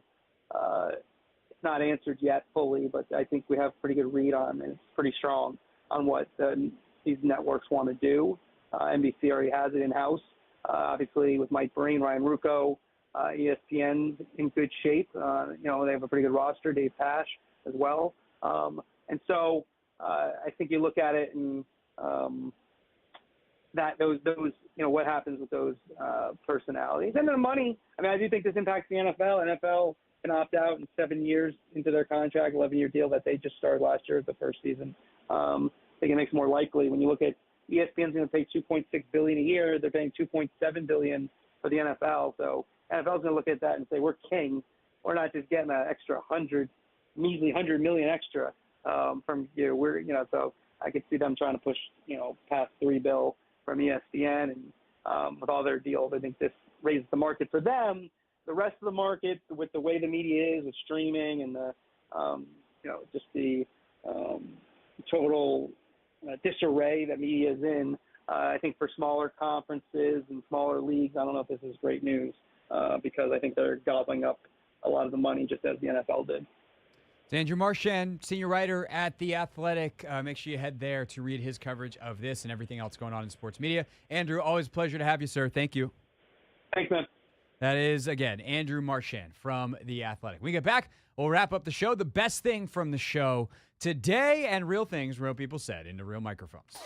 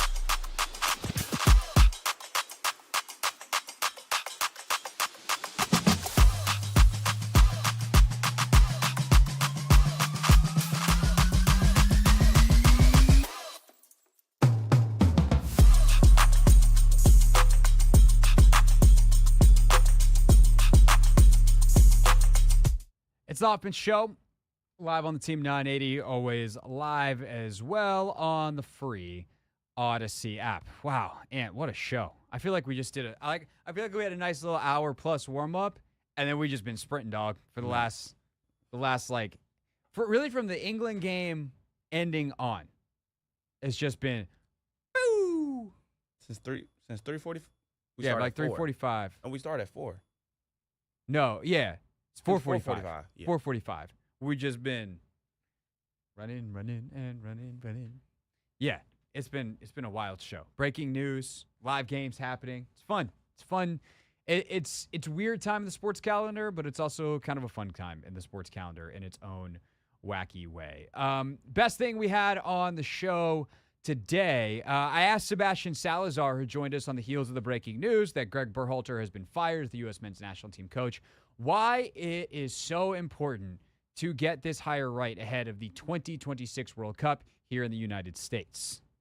I grew up in the D.C. area, and I was a fan of all sports, probably from the ages of, 4 or 5 until 9 or 10. I loved baseball, basketball, hockey, American football.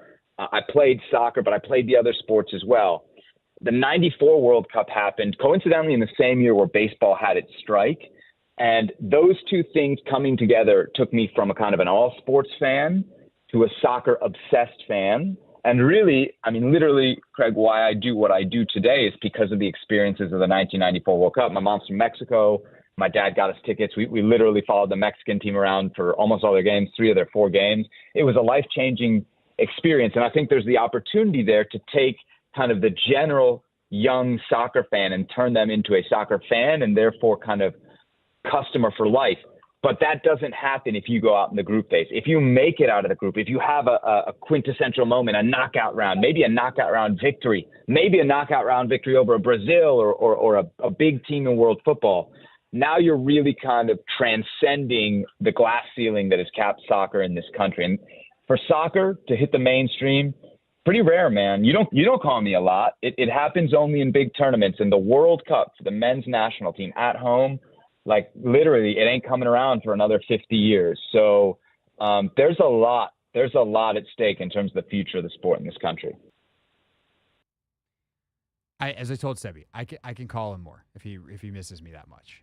But he's right. Like if we want to go through summers where it's not like, oh, I guess we'll talk about soccer, there's nothing else happening. But like, no, we're having vigorous discussions about the games and the tactics and all that kind of stuff. Or DC United wants to be a bigger part of the mainstream discussion of DC sports. Or, when the World Cup comes around, it's not like, oh, those plucky Americans. It's like, no, we expect to go out and be competing. Then it's an important summer in 2026. And so getting the hire right is critical, and we'll see if Matt Crocker can do that. We'll have more coverage of this tomorrow. Crocker actually is giving a press briefing right now, so we will get some more expertise on this tomorrow on the show. If you want more from the interview with Sebi or any other part of the show you missed, including Tim Bontemps live from Las Vegas on the Kawhi Leonard news that he is out of the Olympics for Team USA basketball, check out the Hoffman Show podcast, available on demand anytime, anywhere, wherever you get your pods. It will also include this. Real things. We're not going to be so this year. Real people. 5 and 11, not very good. Said into real microphones. The culture is actually damn good. All right, we got a couple to use a soccer term, bangers today. This one was really funny. I was sad we didn't get to it yesterday. Last week at Washington Spirit practice, they mic'd up super sub Brittany Ratcliffe.